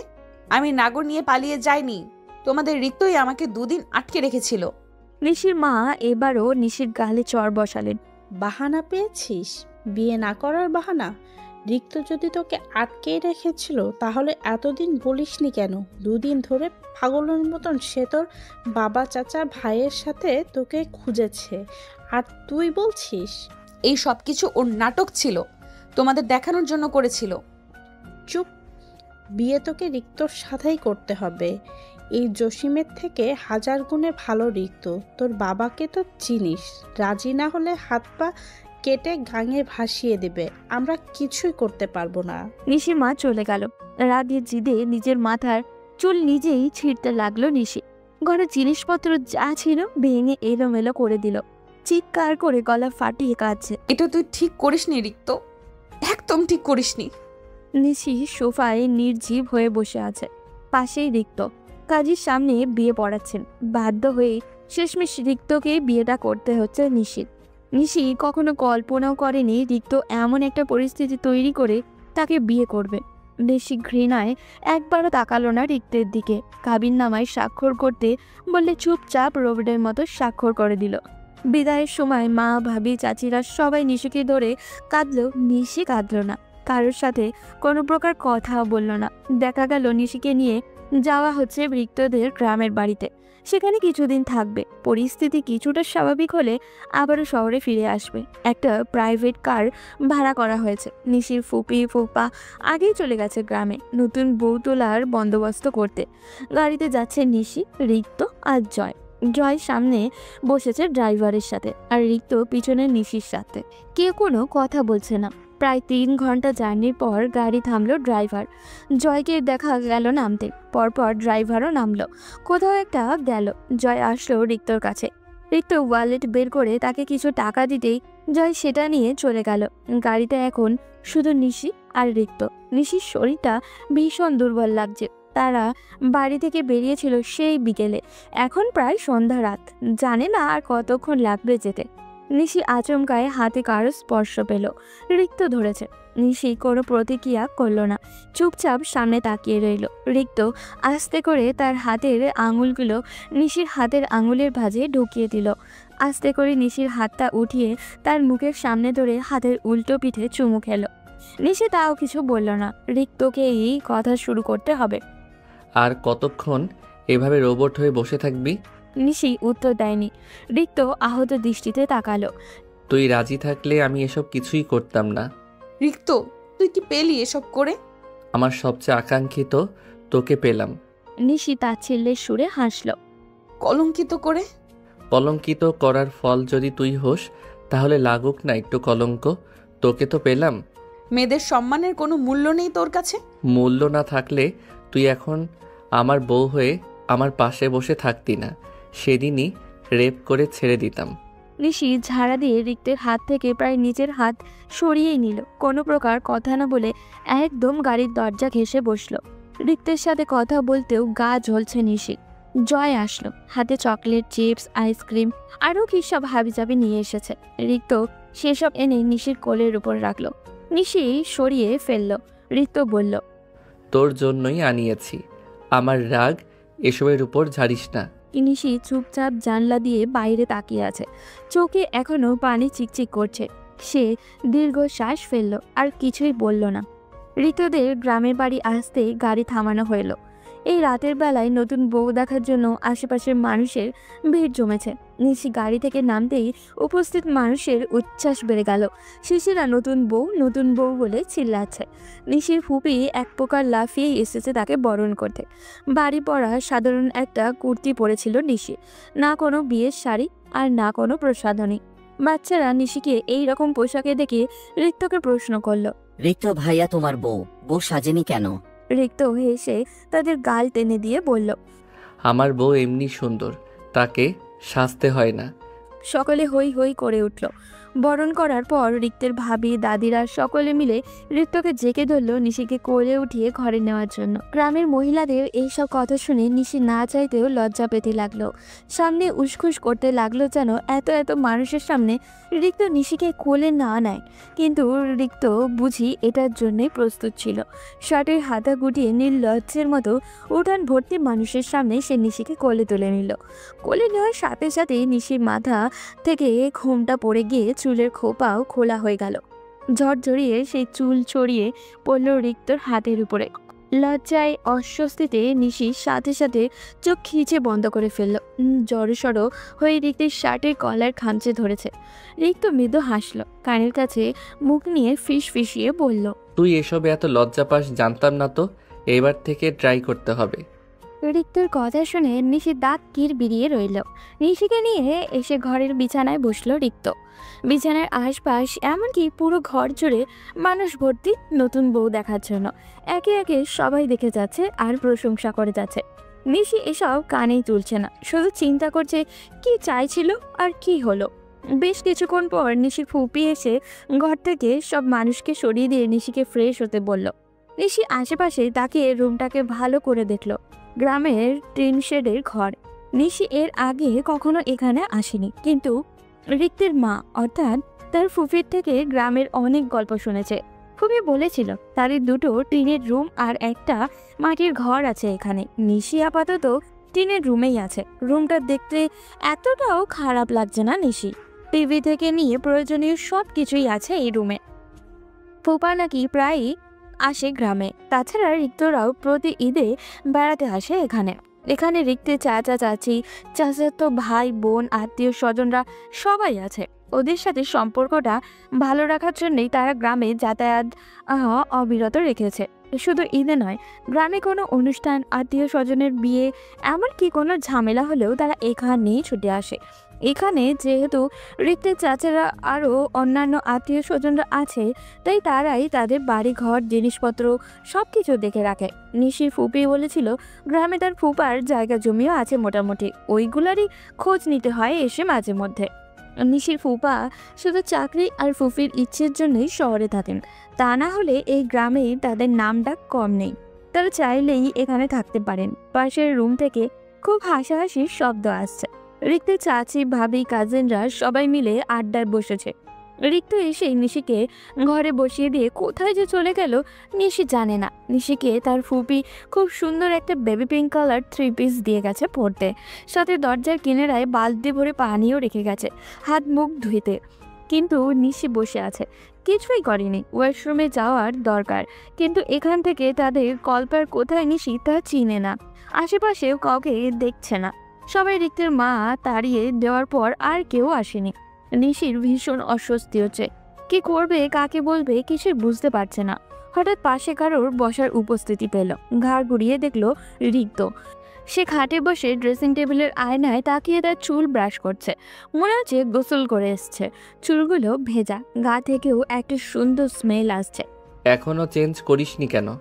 আমার জন্য অপেক্ষা করছিলি? নিশি চোখ উল্টিয়ে ফেলল। ওয়াশরুমে যাবে এটা বলতে পারবে না বিধায় বলল, আমি গোসল করব। রিক্তর সাথে সাথে চোখ রাঙিয়ে তাকালো। একদম না, অন্য জায়গায় এসেছিস, রাতে শাওয়ার নিলে ঠান্ডা লেগে যাবে। নিশি অস্বস্তিতে 2 হাত কচলাতে লাগলো। আচমকা রিক্ত ধীরে আওয়াজে বলল, ওয়াশরুমে যাবি? নিশি চোখ গোল গোল করে ফেললো। রিক্ত বুঝে ফেললো কি করে, কে জানে রিক্তের মা নিশিকে রিক্তদের মাটির ঘরে নিয়ে এসেছে। ঘরটা দেখে নিশি ভীষণ অবাক হয়েছে। কোনো মাটির ঘরও কি এত সুন্দর সাজানো হয়? পুরো ঘরটা ফুলে ঢাকা, খাটের একটা কোনো বাকি নেই যেখানে ফুল নেই। অধিক হচ্ছে গাঁদা ফুলের পাপড়ি, গোলাপ আর রজনীগন্ধাও আছে, কিন্তু ওগুলোর পরিমাণ খুবই কম। পাতলা কাপড়, ছোট ছোট মরিচবাতি আর গাঁদা ফুলের মালা দিয়ে ঘরের দেওয়ালগুলো এত সুন্দর করে সাজানো হয়েছে যে দেখে চোখ ধাঁধিয়ে যাচ্ছে। নিশিরা তো শহরে ছিল, গ্রামে আসার পর এই অল্প কিছুক্ষণের মধ্যেই ঘরটাকে এত সুন্দর করে কিভাবে সাজালো তার ফুপিরা, নাকি আগে থেকেই সাজানো শুরু করেছিল কে জানে। নিশি মাথার ঘোমটা একটু টেনে টেনে ঠিক করে খাটে বসতেই রিক্তের মা এসে নিশির পাশে বসলো। কোল থেকে নিশির হাতটা নিয়ে যত্ন সহকারে নিজের 2 হাতের মাঝখানে আঁকড়ে ধরলো। বেশ কিছুক্ষণ এভাবেই শান্ত হয়ে বসে থাকলো। নিশির মনে হচ্ছে খুব জরুরি কিছু বলবেন উনি। নিশির ধারণা ভুল হয়নি। হালকা নড়ে চড়ে সামান্য কেশে রিক্তের মা নিশির উদ্দেশ্যে বলতে শুরু করলেন, কিভাবে বলবো, কি থেকে শুরু করব, আর কোন মুখে বা বলবো আমি বুঝতে পারছি না, কিন্তু আমার বলা প্রয়োজন। রিক্তের মায়ের কপালে ঘাম, চোখে মুখে আত্মগ্লানি। তিনি আবারও বলতে শুরু করলেন, রিক্ত ব্যাপারা জেদি ছটফুটে ছোট থেকেই, কিন্তু সে তোর ক্ষেত্রে এতটা জেদি হবে এটা আমি কোনো দিনও ভাবতে পারিনি। সে আরো বহু আগে আমাকে আর তোর ফুফাকে বলেছিল তোকে পছন্দ করে। প্রায় সময় এসে বলতো ভাইয়ার সাথে তোদের বিষয়ে কথা বলতে। আমরা তেমন গুরুত্ব দেইনি, মেনে নিয়েছিলাম তোরা হাই সোসাইটির মানুষ, আমাদের মতো গরিব ফ্যামিলিতে তোর বাবা মেয়ে দিবে না। তবু রিক্ত দিন দিন তোর কথাই বলতে থাকতো। আমি আর তোর ফুফা অনেক বুঝাই, কিন্তু এই জেদি ছেলে মানে না। একদিন তোর ফুফা রেগে মেগে ওকে অনেক কথা শোনায়, বলে যে তোকে বিয়ে করতে হলে আগে তোর ফ্যামিলি সমান হতে হবে। সে নিজে যেটা ফেস করেছে সেটা তার ছেলেকে ফেস করতে দিবে না। এই কথা শুনে রিক 2 বছর আগে থেকে পড়াশোনা বাদ দিয়ে টাকার পিছনে ছুটেছে। পড়ালেখাটা বাদ দিয়ে দেওয়াই ওর একটা ছেলে মানুষই বটে, কিন্তু ওর ভয়টা ছিল এখানে সে পড়ালেখা শেষ করে প্রতিষ্ঠিত হতে হতে যদি তুই অন্য কারো হয়ে যাস। রিক তার বন্ধুদের সাহায্যে বিভিন্ন কাজে যোগ দিয়েছে, টাকাও জমিয়েছে বেশ কিছু। দেশে এমন ছোটখাটো কাজে পুষবে না বিধায় পরিকল্পনা করেছে বড় দেশে যাওয়ার, কিন্তু বড় দেশে যাওয়ার জন্য ওর কাছে টাকা ছিল স্বল্প। তো ফুফা ছেলের এমন অভিলাপ উদ্দীপনা থেকে নিজেই সাহায্যের হাত বাড়িয়ে দেন। গ্রামের কিছু সংখ্যক জায়গা বিক্রি করে সেই টাকা তুলে দেন ছেলের হাতে। রিক্ত এতদিন তার বন্ধুর আত্মীয় স্বজনদের মাধ্যমেই সেটা ব্যবস্থা করছিল, কিন্তু যখন জানতে পারলো স্বয়ং তুই অন্য কারোর প্রতি আসক্ত হয়ে পড়েছিস, তখন সে পাগল পাগল হয়ে গেল। তার পুরো পৃথিবী ঘুরে গেল তুই নীরকে বিয়ে করেছিস শুনে। তোর আগের দিন সারা রাত ছেলেটা আমার পায়ের কাছে পড়ে কেঁদেছে, কিন্তু আমাদের এবার কি করা ছিল যেখানে তুই নীলকে বিয়ে করতে চাস? ওই দিনও তোর ফুফা আর আমি মিলে রিক্তে খুব বোঝাই, তোর আশা ছেড়ে দিতে বলি, কিন্তু ছেলে আমার হঠাৎ বড্ড নীরব হয়ে গেল। ভেবেছিলাম সময়ের সাথে সাথে সব ঠিক হয়ে যাবে, আমার এত সুন্দর ছেলের জন্য মেয়ের অভাব হবে না। তোর বিয়ে হয়ে গেল ঠিক, কিন্তু কোনো না কোনোভাবে ওকে ম্যানেজ করে নেব। কিন্তু বুঝতে পারিনি আমার এই বেয়ারা ছেলে বিয়ে দিনই তোকে কিডন্যাপ করে নেবে। নিল তো নিল, আমাদেরও কিছু বললো না, উল্টে তোর বাবা চাচাদের সাথে মিলে তোকে খুঁজতে লাগলো। রিক্তের আচরণে আমরা একটুও বুঝতে পারিনি ও তোকে কিডন্যাপ করতে পারে। দুদিন পর যখন রিক্তকে বাসায় নিয়ে আসলো, তখন সে নিজেই আমার কাছে স্বীকার করলো যে সে তোকে আটকে রেখেছিল। এই কথা শুনে তো তোর ফুফা চরম খেপে যান, রেখে গিয়ে জীবনে একটা থাপ্পড় না দেওয়া ছেলের গায়ে মারতে মারতে একদম রক্তাক্ত করে ফেললো। রিক্তের পিঠে এখনো তার বাবার দেওয়া বেল্টের আঘাত কালচে আছে। তোর সাথে অন্যায় করার জন্য তোর ফুফা আর আমি এগুলো বলে থাকতে পারবো না। কি করব, ছেলে তো, ওকে কষ্ট দেখলে নিজেরই কলিজা পুড়ে। রিক্তকে আটকে রেখে অন্যায় করেছে, ভীষণ অন্যায় করেছে। তোর কাছে ক্ষমা চাওয়ার মুখ আমাদের নেই, তবুও বলছি যদি পারিস ক্ষমা করে দিস। এতটুকু বলে রিক্তের মা নীরবে কাঁদতে লাগলেন। নিশি সীমাহীন আশ্চর্য হয়ে তার ফুপের মুখের দিকে চেয়ে আছে। যে অন্যায় করলো সে এতটুকু অনুতপ্ত হলো না, আর এদিকে ওরা অন্যায় না করেও নিশি দ্রুত তার ফুপির চোখের পানি মুছে দিয়েও নরম স্বরে বলল, কেঁদো না ফুপ্পি, তোমরা তো কোনো অন্যায় করনি, বরং ছেলের বউ করে আমাকে অপমান থেকে বাঁচিয়েছো। তোমাদের প্রতি আমার কোনো অভিযোগ নেই, প্লিজ আর কেঁদো না। নিশির ফুপি টলমলে চোখ নিয়ে নিশির দিকে তাকালো, আহ্লাদি স্বরে বলল, আমার তো মেয়ে নেই, তোকে আমার মেয়ে ভাবতাম, এখন তো ছেলের বউ হয়েছিস। দেখিনিস আমরা এখন মামের মতো খুব আনন্দে দিন কাটাবো। গরিব বলে ভাবিস না তোকে কোনো অভাবে রাখবো। তোর স্বামী আর শ্বশুরকে দেখবি, তোর কোনো কিছু কমতি রাখবে না। নিশি আশ্চর্য কণ্ঠে বলল, কে গরিব ফুপ্পি? তোমরা গরিব হলে আমি কি?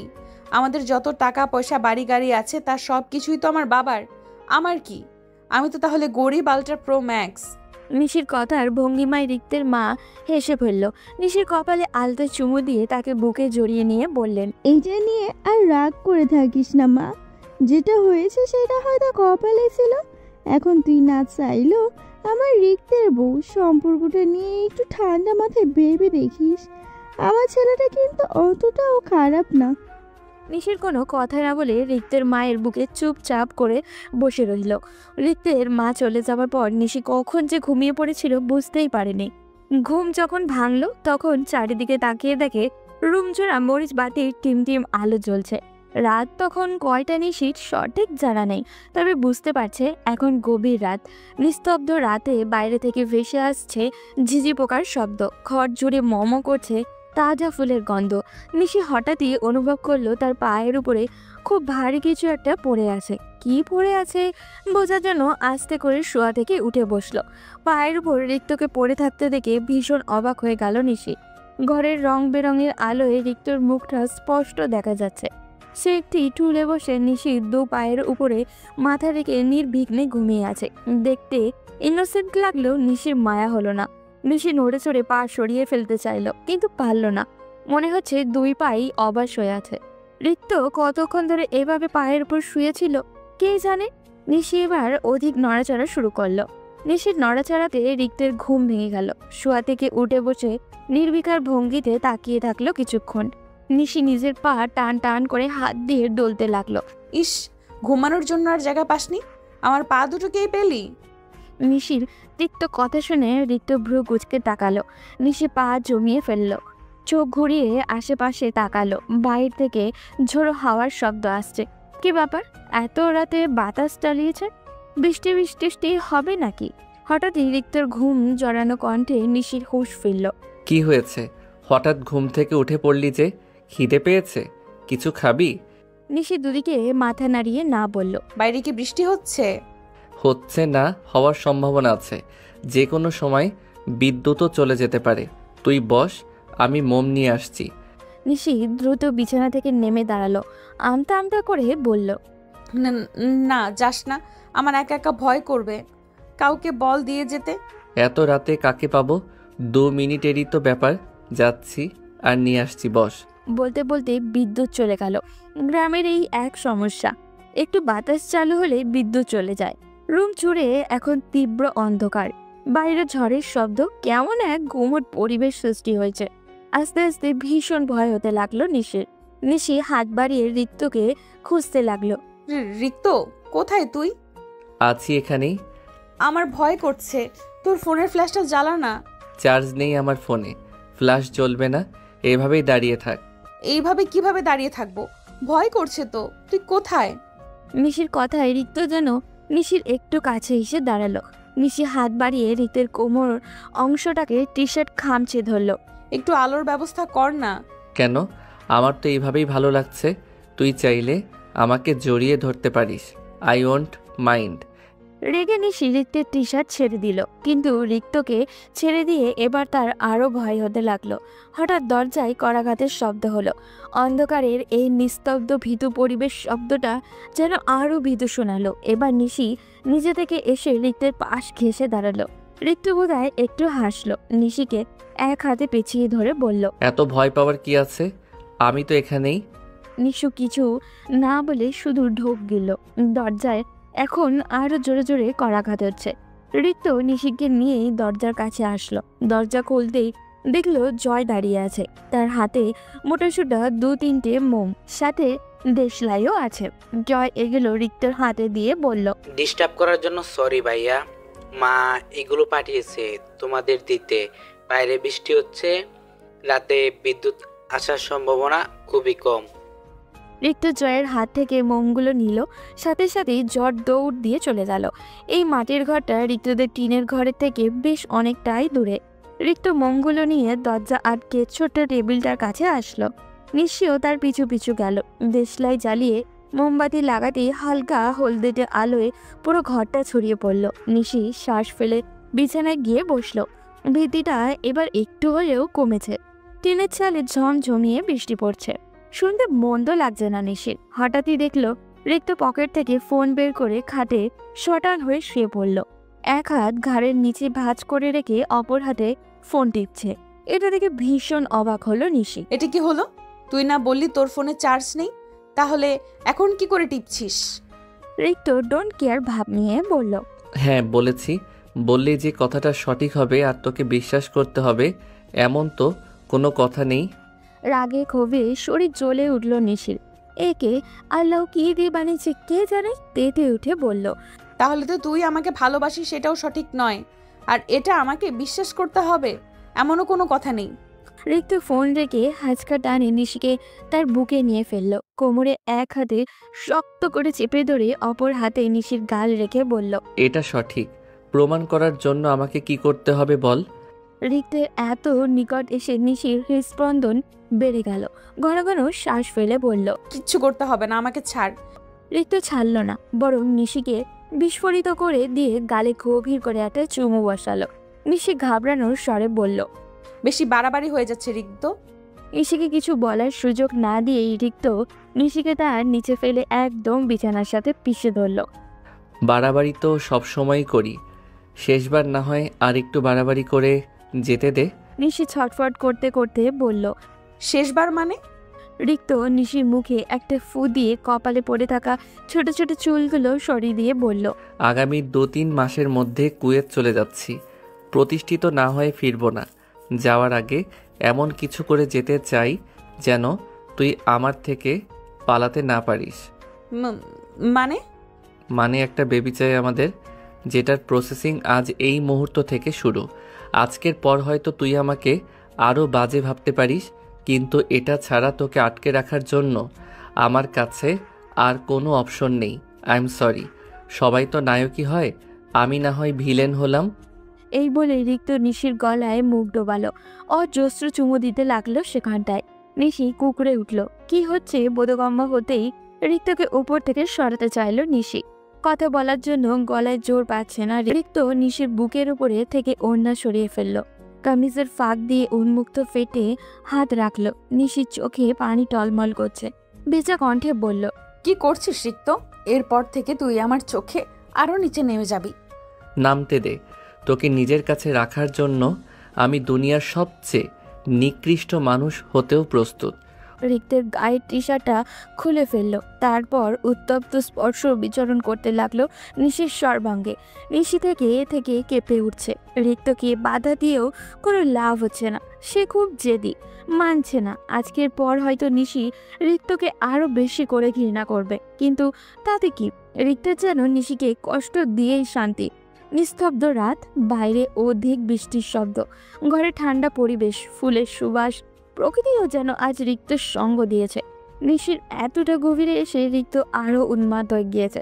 তার স্পষ্ট আগের তুলনায় অধিক গভীর হয়েছে। নিশি কাঁদছে, প্রচুর কাঁদছে। ব্যথার তাড়নায় রিক্তের পিঠ বাহু খামছে, ঝাঁঝরা করে ফেলেছে। তাও রিক্তের কোনো হুঁশ নেই। সে নিজেকে সামলাতে অপারক। ভোর রাত, গায়ে চাদর জড়িয়ে ফুপিয়ে ফুপিয়ে কাঁদছে নিশি। রিক্ত নিশিকে পেঁচিয়ে ধরে মাথা চুল হাতে বুলাচ্ছে। নিশিকে শান্ত করতেই চাইছে, কিন্তু নিশি শান্ত হচ্ছে না। বারবার ঠেলে তার হাত চুল থেকে সরিয়ে ফেলছে। সর এখান থেকে, তুই খারাপ, খুব খারাপ, ভীষণ খারাপ। রিক্তর গলার স্বর অত্যন্ত কোমল। সে নরম স্বরে বলল, ওকে আমি খারাপ, দুনিয়ার সবার থেকে খারাপ আমি। থাম এখন। তোকে আমার থেকে সরতে বলছি, ঘেন্না হচ্ছে তোকে আমার। রিক্ত সরে নেয়, বরং নিশিকে তার বুকে গভীর করে জড়িয়ে ধরল। ঘৃণা করতে করতে এক সময় ভালোবেসে যাবি, ব্যাপার না।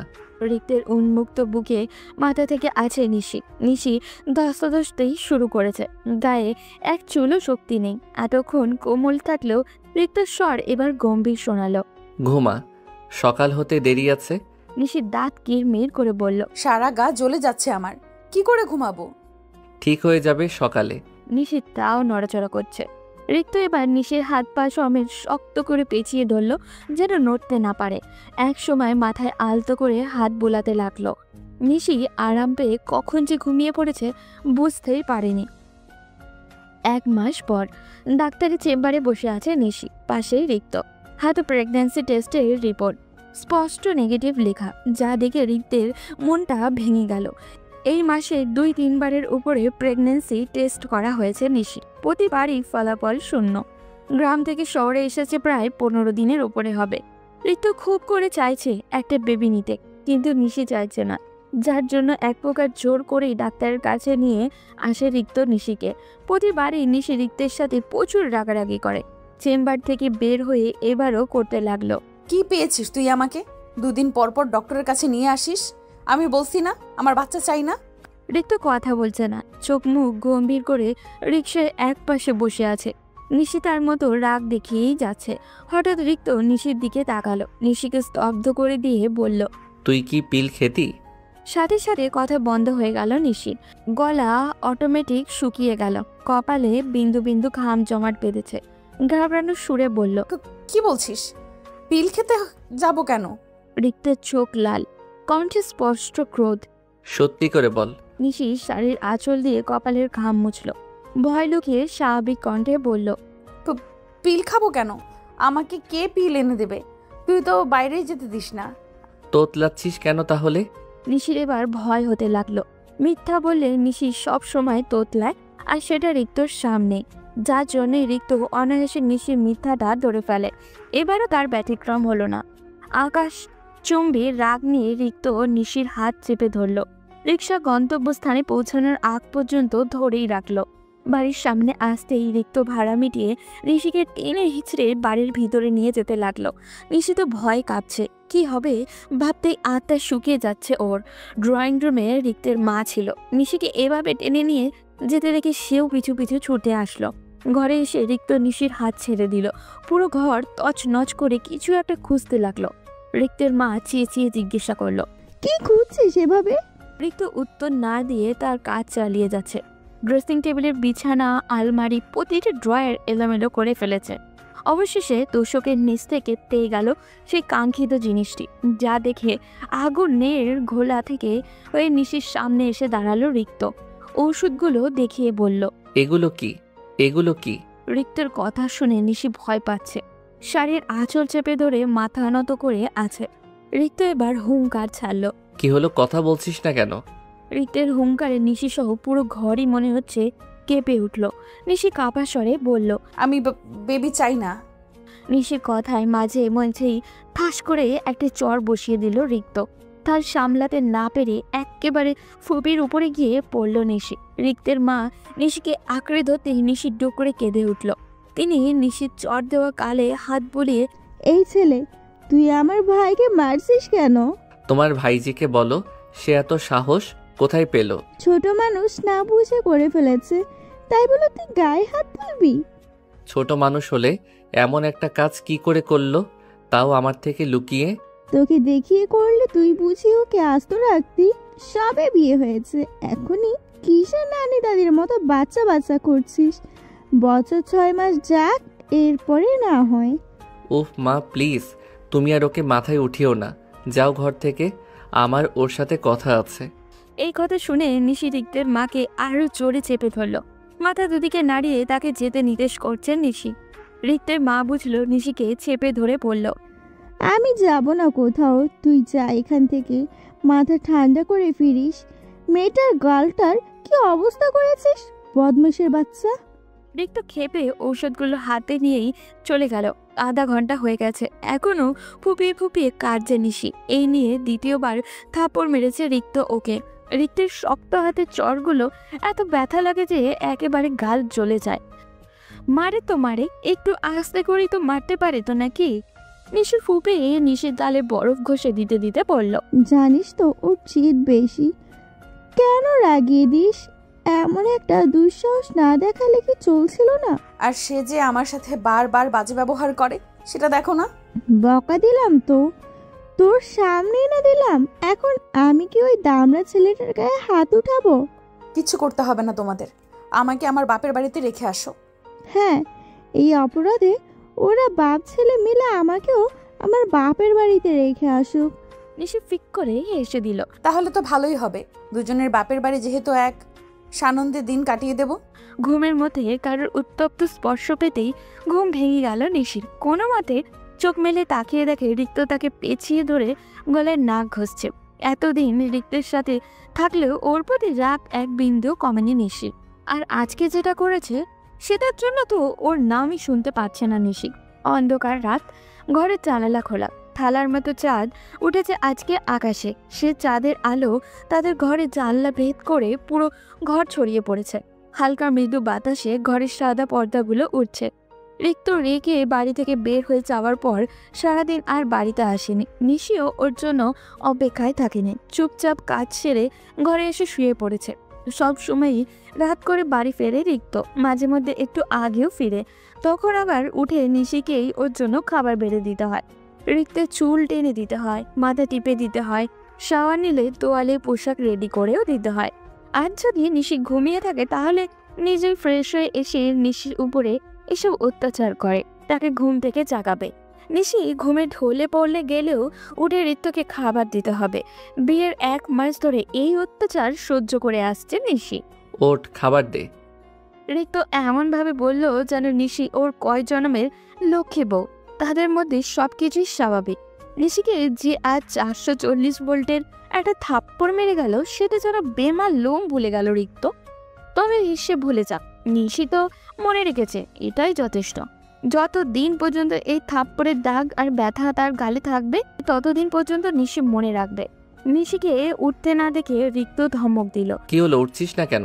নিশি অন্যদিকে মুখ করে শুয়েই আছে, কিছুই শোনেনি, এমন একটা ভাব নিয়ে চোখ বুজে আছে। রিক্ত আবারও বলল, দেখ নিশি, সারাদিন কিছু খাইনি, প্রচুর খিদে পেয়েছে, তেরামি রেখে খাবার দে। পারবো না, যার খাবার সে নিয়ে খাক গিয়ে। তুই উঠবি না? না, আমি ঘুমাবো। বের করছি তোর ঘুম।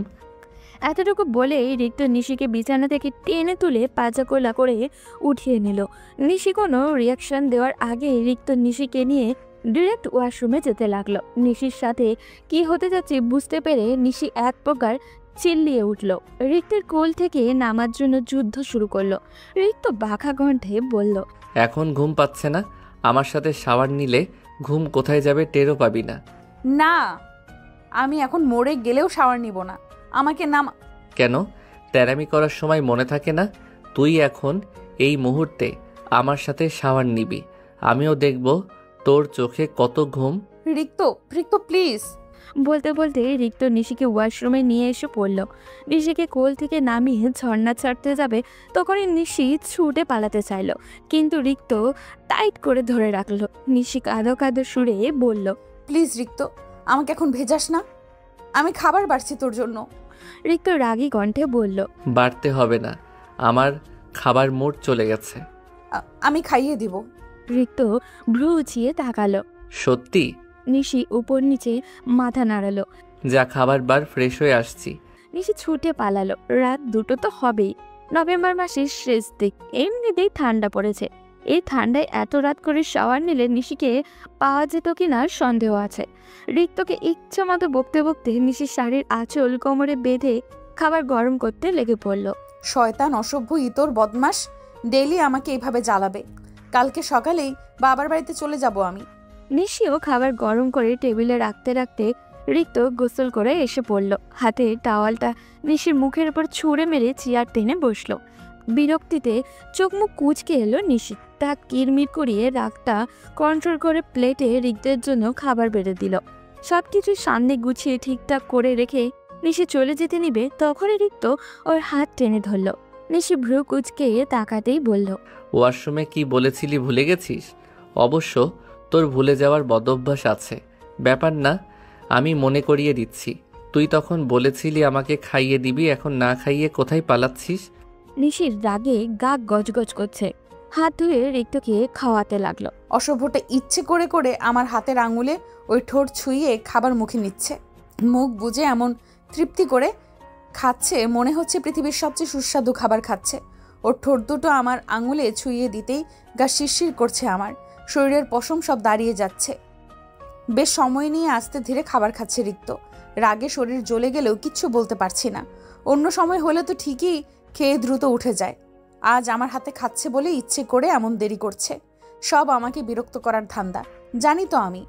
খাবার টাবার সব যেভাবে ছিল ওভাবেই গুছিয়ে রেখে আস্তে আস্তে অনেকটা সময় লেগে গেল নিশির। ঘরে এসে দেখে রিক্ত বিছানায় আজ শোয়া হয়ে ফোন টিপছে। নিশিকে এতটাই ঘাটিয়েছে যে এখন নিশির নিজেরই শাওয়ার নিতে ইচ্ছা করছে। নিশিকে দেখে রিক্ত এক পলক তাকালো, এরপর পুনরায় ফোনে মনোযোগ দিয়ে বলল, ফকিন্নি, একটু এদিকে আয় তো। এই মুহূর্তে রিক্তের এই ডাকটা শুনে নিশির শরীরটা যে কি পরিমাণ রিড়ি করছে তা বলে বোঝানো সম্ভব নয়।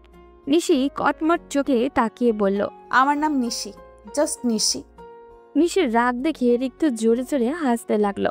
হাসতে হাসতেই বলল, আচ্ছা ঠিক আছে, তোকে আর ওইসব নামে ডাকবো না। এখন এদিকে আয়, স্বামীর সেবা কর। পা দুটো বড্ড ম্যাজ ম্যাজ করছে, একটু টিপে দে তো। নিশি ভিতর দিয়ে রাগ কিলবিল করলেও মুখে প্রকাশ করলো না। সুন্দর একটা হাসি দিয়ে বলল, এক্ষুনি দিচ্ছি। রিক্ত চোখ বড় বড় করে তাকালো। নিশি এত সহজে রাজি হয়ে যাবে হয়তো রিক্ত বুঝতে পারেনি। নিশি মেকি হেসে রিক্তের কাছে গেল, পা দুটো সুন্দর করে বিছিয়ে যত সহকারে টিপতে লাগলো। নিশির দৃষ্টি রিক্তের পায়ের উপরে থাকলেও রিক্তের দৃষ্টি সম্পূর্ণ নিশির মুখের উপরে। কি যে দেখে এত, প্রায় 10 মিনিট ধরে নিশি রিক্তের পা টিপছে। এরই মাঝে একটা কথাও বলেনি, কিন্তু নিশি যেটার জন্য এত ভদ্র সাজলো সেটা না বলে কি করে, তাই ধীর স্বরে রিক্তকে ডাকলো। রিক্ত, শুনছিস? বল। আমি কালকে বাবার বাড়িতে যাব। আচ্ছা। নিশি এনিয়ে বিনিয়ে বলতে লাগলো, এই যাওয়া আধা ঘন্টার মধ্যে এসে পড়ার যাওয়া না, আমি ওখানে গিয়ে বেশ কিছুদিন থাকতে চাই। রিক্ত ফট করে উঠে বসলো। নিশির সামনে থেকে পাগুলো সরিয়ে নিয়ে বলল, অসম্ভব। নিশি চেহারায় কাঁদো কাঁদো করে বলল, কেন? যাই না। রিক্ত চোখ রাঙিয়ে বলল, একদম ন্যাকামি করবি না। আমিও তো বলি, হঠাৎ এত সভ্য হয়ে গেলি কি করে? মনে মনে তাহলে এই ছক করছিলি? নিশির এবার চোখের পানি ছেড়ে দিয়ে বলল, তুই সবসময় এরকম করিস, আমি যাবই, তোর কি? আজকের থাপ্পড়টা ভুলে গেছিস? কানের নিচে এমন একটা দিব যে আধা ঘন্টার জন্য যাওয়াও ভুলে যাবি। নিশি এবার জোরে জোরে ফুপাতে লাগলো। চোখের পানি গাল বেয়ে পড়ছে আর হাতে উল্টো পিঠ দিয়ে মুছে ফেলেছে। রিক্তকে বড্ড বিরক্ত দেখালো। নিশিকে এক ধমক দিয়ে বলল, কান্না ছাড়া আর কিছু বুঝিস তুই? অনেক রাত হয়েছে, লাইট অফ করে আয়, ঘুমাবো। নিশি কিছু করতে না দেখে রিক্ত নিজেই উঠে লাইট বন্ধ করে ড্রিম লাইট চালিয়ে এলো। মালিশে শুয়ে নিশিকেও হাঁচকা টানে তার বুকে নিয়ে ফেললো। এক হাতে মাথায় হাত বোলাতে বোলাতে অপর হাতে নিশির চোখের পানি মুছে দিয়ে বলল। ঘুমা। রিক্তের সফট ব্যবহারে নিশি এবার শব্দ করেই কাঁদতে লাগলো। অভিমানী সুরে বলল, তুই সবসময় আমাকে মারার হুমকি দিস, বকিস, ধমক দিস। তোর থাপ্পড় খেয়ে এখনো আমার গলা ব্যথা করছে। রিক্ত নিশির সেই গালে গভীর করে চুমু বসালো। অন্যায় করেছিস তাই শাস্তি পেয়েছিস। তোকে তো আরো কিছু করা উচিত ছিল, কিন্তু মার জন্য বেঁচে গেলি। তবে তোর রাগটা আমি অন্য কারোর উপর ঝেড়ে ফেলেছি। নিশির চোখ ছোট ছোট করে তাকালো। মানে কাকে কি করেছিস তুই? তোর এক্স নিলয়ের সাথে দেখা হয়েছিল আজকে। এমনিতেই মাথা গরম ছিল, এই বেটা এসে আবার উল্টাপাল্টা কথা বলে আরো মাথা গরম করে দিল, তাই একটু উত্তম মাধ্যম দিয়েছি। কি? ও ঠিক আছে তো? হ্যাঁ, সবই ঠিক আছে, শুধু সামনের পাটি থেকে দুটো দাঁত পড়ে গেছে। নিশির আশ্চর্য হওয়ার সীমানা রইল না। আর কত আশ্চর্য হবে সে। রিক্ত নিশিকে সান্ত্বনা দিয়ে বলল, আরে তুই এত আশ্চর্য হচ্ছিস কেন? ওর বাপের টাকা আছে, বিদেশ থেকে দাঁত এনে লাগিয়ে ফেলবে, ডোন্ট ওয়ারি। তুই আসলে কি দিয়ে তৈরি বলতো? বেচারার এমন বাজে অবস্থা করে বাড়িতে এসে বউকে বুকে নিয়ে শুয়ে আছিস। তাহলে কি ওকে কোলে করে নিয়ে আদর করব? ওই বাস্টার্ডের সাহস হয় কি করে তোকে নিয়ে বাজে কথা বলার? শুধু তো দাঁত ভেঙেছি, রাকিবরা না থাকলে পুরো ওকেই ভেঙে গুড়িয়ে দিতাম। নিশি একের পর এক শুকনো ঢোক গিলতে লাগলো। কি সাংঘাতিক ব্যাপার স্যাপার। পরদিন সকাল সকাল নিলয়ের বাবা মা নিলয়কে নিয়ে রিক্তদের ফ্ল্যাটে এসে হাজির। নিশি তার ফুপির সাথে রান্নাঘরে সকালের নাস্তা রেডি করছিল। নিলয়ের বাবা মায়ের ঝগড়ুটে রূপ দেখে তাজ্জব বনে গেল নিশি। রিক্তের মা সন্দিহান হয়ে দাঁড়িয়ে থাকলেও নিশি বুঝে গেছে ওদের এখানে আসার কারণ। নিলয়ের হাতে পায়ে মুখেও ব্যান্ডেজ।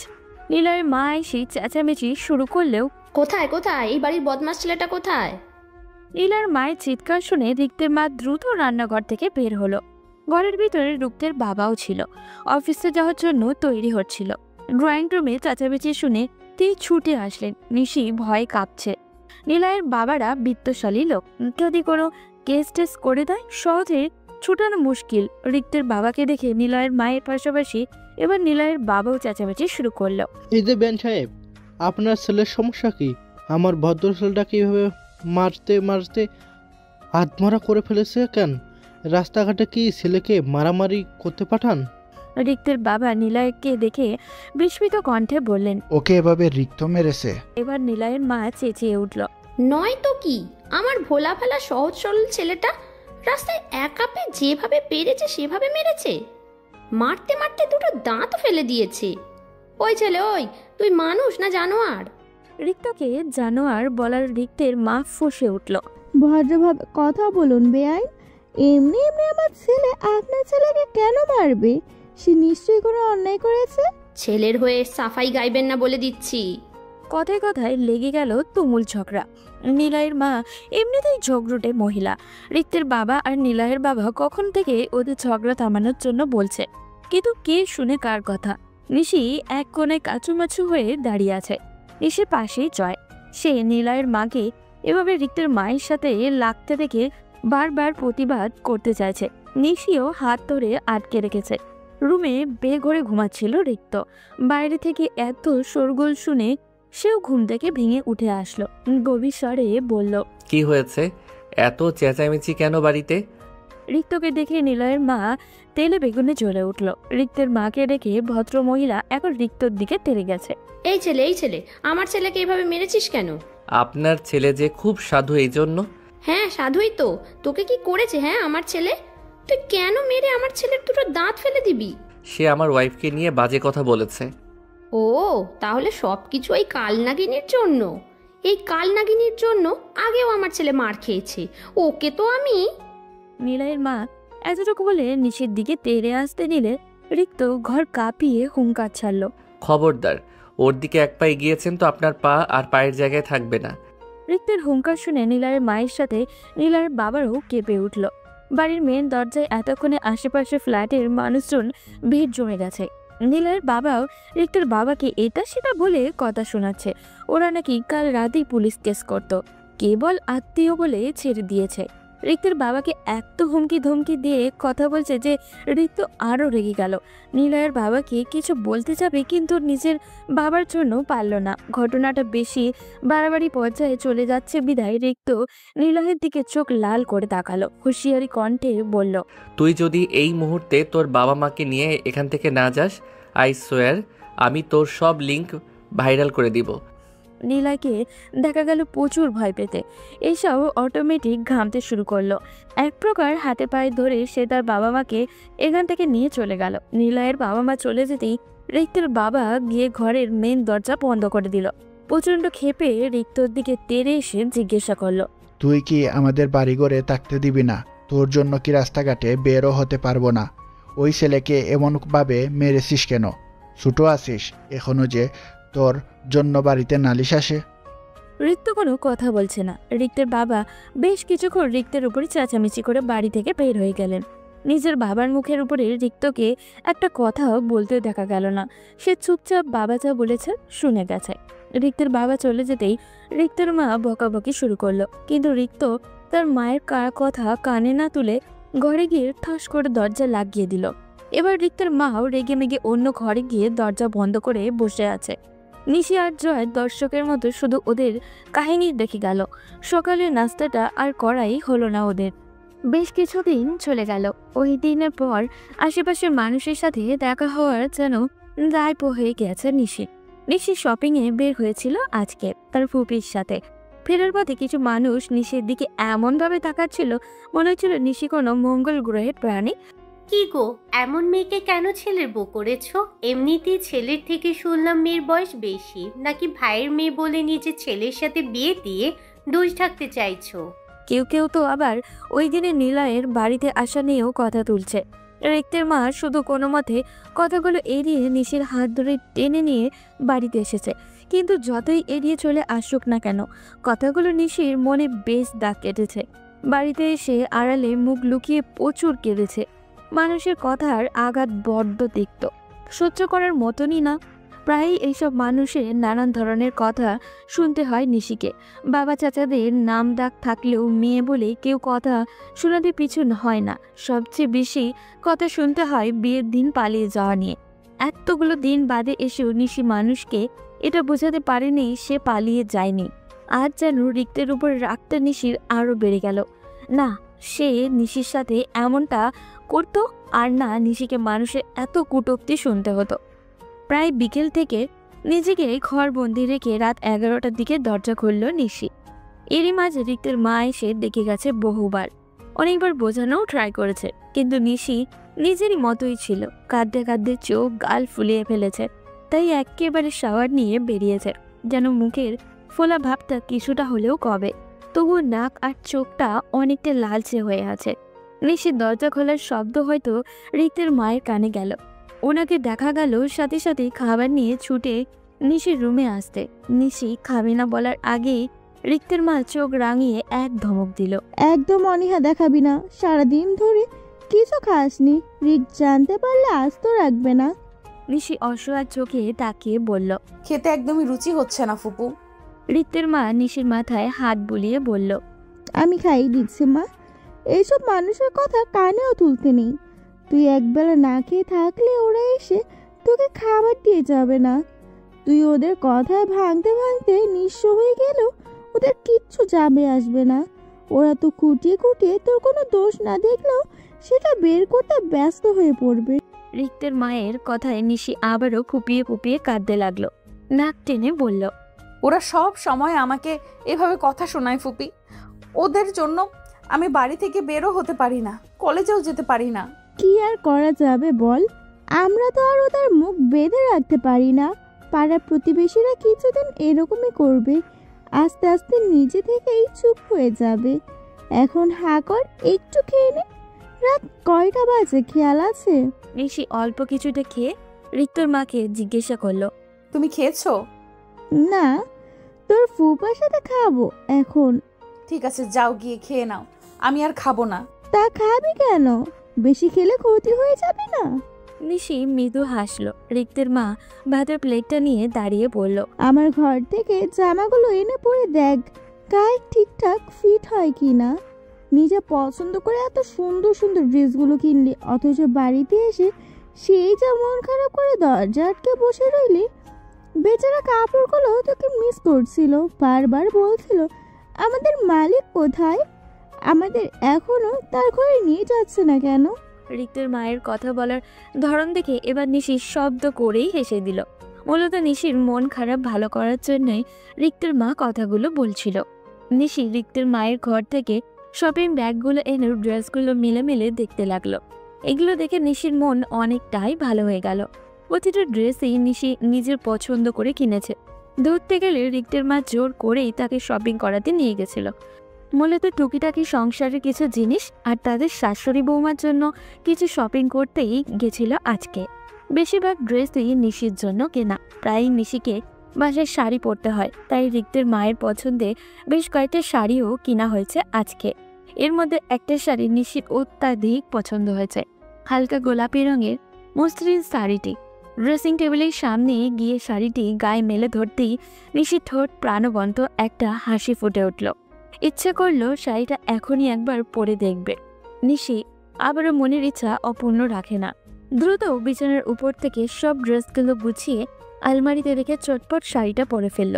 ভেজা চুলগুলো আছড়িয়ে পিঠ জুড়ে ছড়িয়ে দিল। চোখে গাঢ় করে কাজল আর ঠোঁটে হালকা লিপস্টিক লাগিয়ে আয়নায় নিজেকে খুঁটিয়ে খুঁটিয়ে দেখতে লাগলো। না, অতটাও মন্দ লাগছে না ওকে। গলায় স্বর্ণের চেন আর হাতে চুড়িগুলোর জন্য পারফেক্ট নতুন বউ লাগছে। কালার ফলে নাকের লাল আওয়াটা এখন যায়নি, পুরো ব্লাশনের মতো দেখাচ্ছে। আয়নায় নিজেকে দেখে নিশির নিজেরই ভীষণ লজ্জা লাগছে। বারবার শাড়িটা ঘুরে ফিরে দেখছে। শাড়ির আঁচল একবার মাথায় দিচ্ছে আর একবার নামিয়ে ফেলছে। অতিরিক্ত কান্নার ফলে মাথাটা হালকা ব্যথাও করছে তার, কিন্তু নিশি ওইদিকে পাত্তাও দিচ্ছে না। শাড়ি নিয়ে রংঢং শুরু করেছে কখন থেকে। নিশি আকস্মিক কোমরে শক্ত ঠান্ডা হাতের স্পর্শ পেয়ে জমে গেল। ড্রেসিং টেবিলের আয়নায় রিক্তের প্রতিচ্ছবি দেখতেই চমকে উঠল ও আবারও কখন আসলো? আরও পরে না আসার কথা ছিল, আজ এত দ্রুত আসলো যে?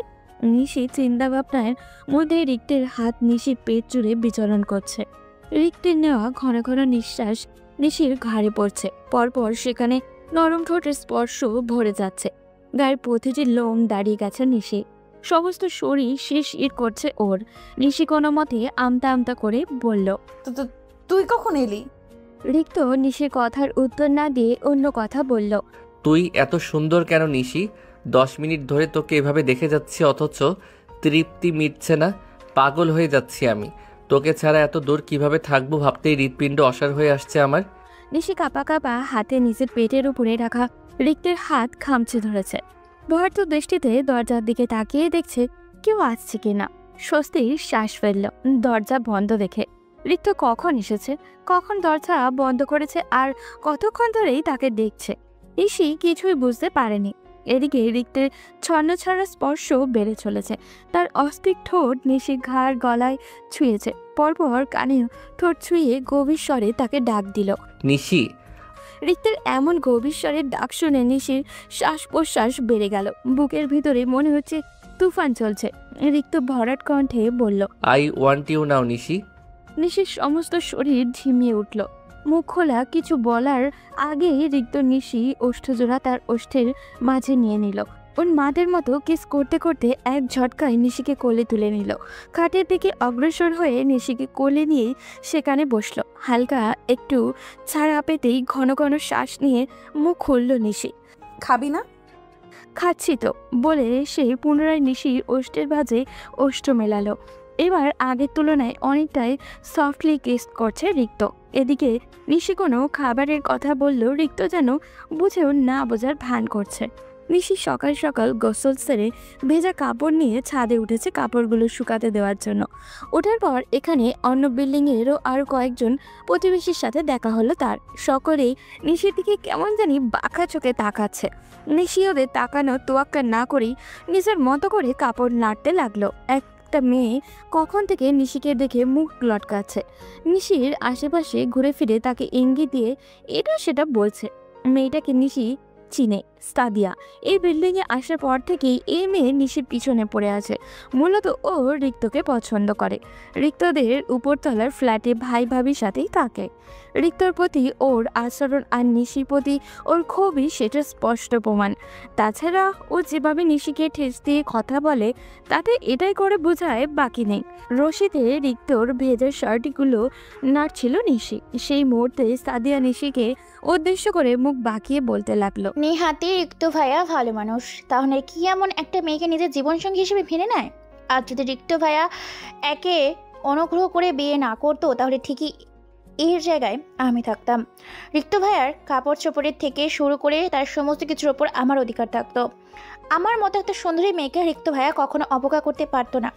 নিশি মেয়েটার দিকে তাকিয়ে চমৎকার একটা হাসি দিল, ভদ্র কণ্ঠে বলল, তা বোন, এতদিন কি ঘোড়ার ঘাস কাটছিলে? পটাতে পারোনি? তোমার মতো এমন আসমানের পরি রেখে সে কেন আমার দিকে আসলো? নিশ্চয়ই আমি এত সুন্দরী নই। বাধ্য হয়ে গিয়েছে। তোমার বাবা চাচার দাপট দেখিয়ে তোমার সাথে ওর বিয়ে দিয়েছে। বললাম না রিক্ত ভাইয়া ভালো মানুষ, তাহলে তোমার মতো এমন কলঙ্কিত মেয়েকে কে বিয়ে করবে? থাপ্পড় চিনো? এক থাপ্পড়ে ছাদ থেকে ফেলে চ্যাপটা বানিয়ে ফেলবো। বেয়াদব মেয়ে, তাকে গিয়ে জিজ্ঞেস করো সে কেন আমাকে বিয়ে করেছে। সে বাধ্য হয়েছে নাকি আমি বাধ্য হয়েছি? আরেক দিন যদি আমাকে এসব উল্টাপাল্টা কথা বলতে আসো তাহলে দাঁত ভেঙে গলায় ঝুলিয়ে দেব। ফালতু মেয়ে মানুষ। বলে নিশি গট গট করে ছাদ থেকে নেমে পড়ল। রুমে ঢুকে বিছানায় বসে সামনে ফুঁসতে লাগলো। গা একদম জ্বলে যাচ্ছে তার থেকে বয়সে ছোট মেয়ে তাকে কথা শোনায়, কত বড় সাহস!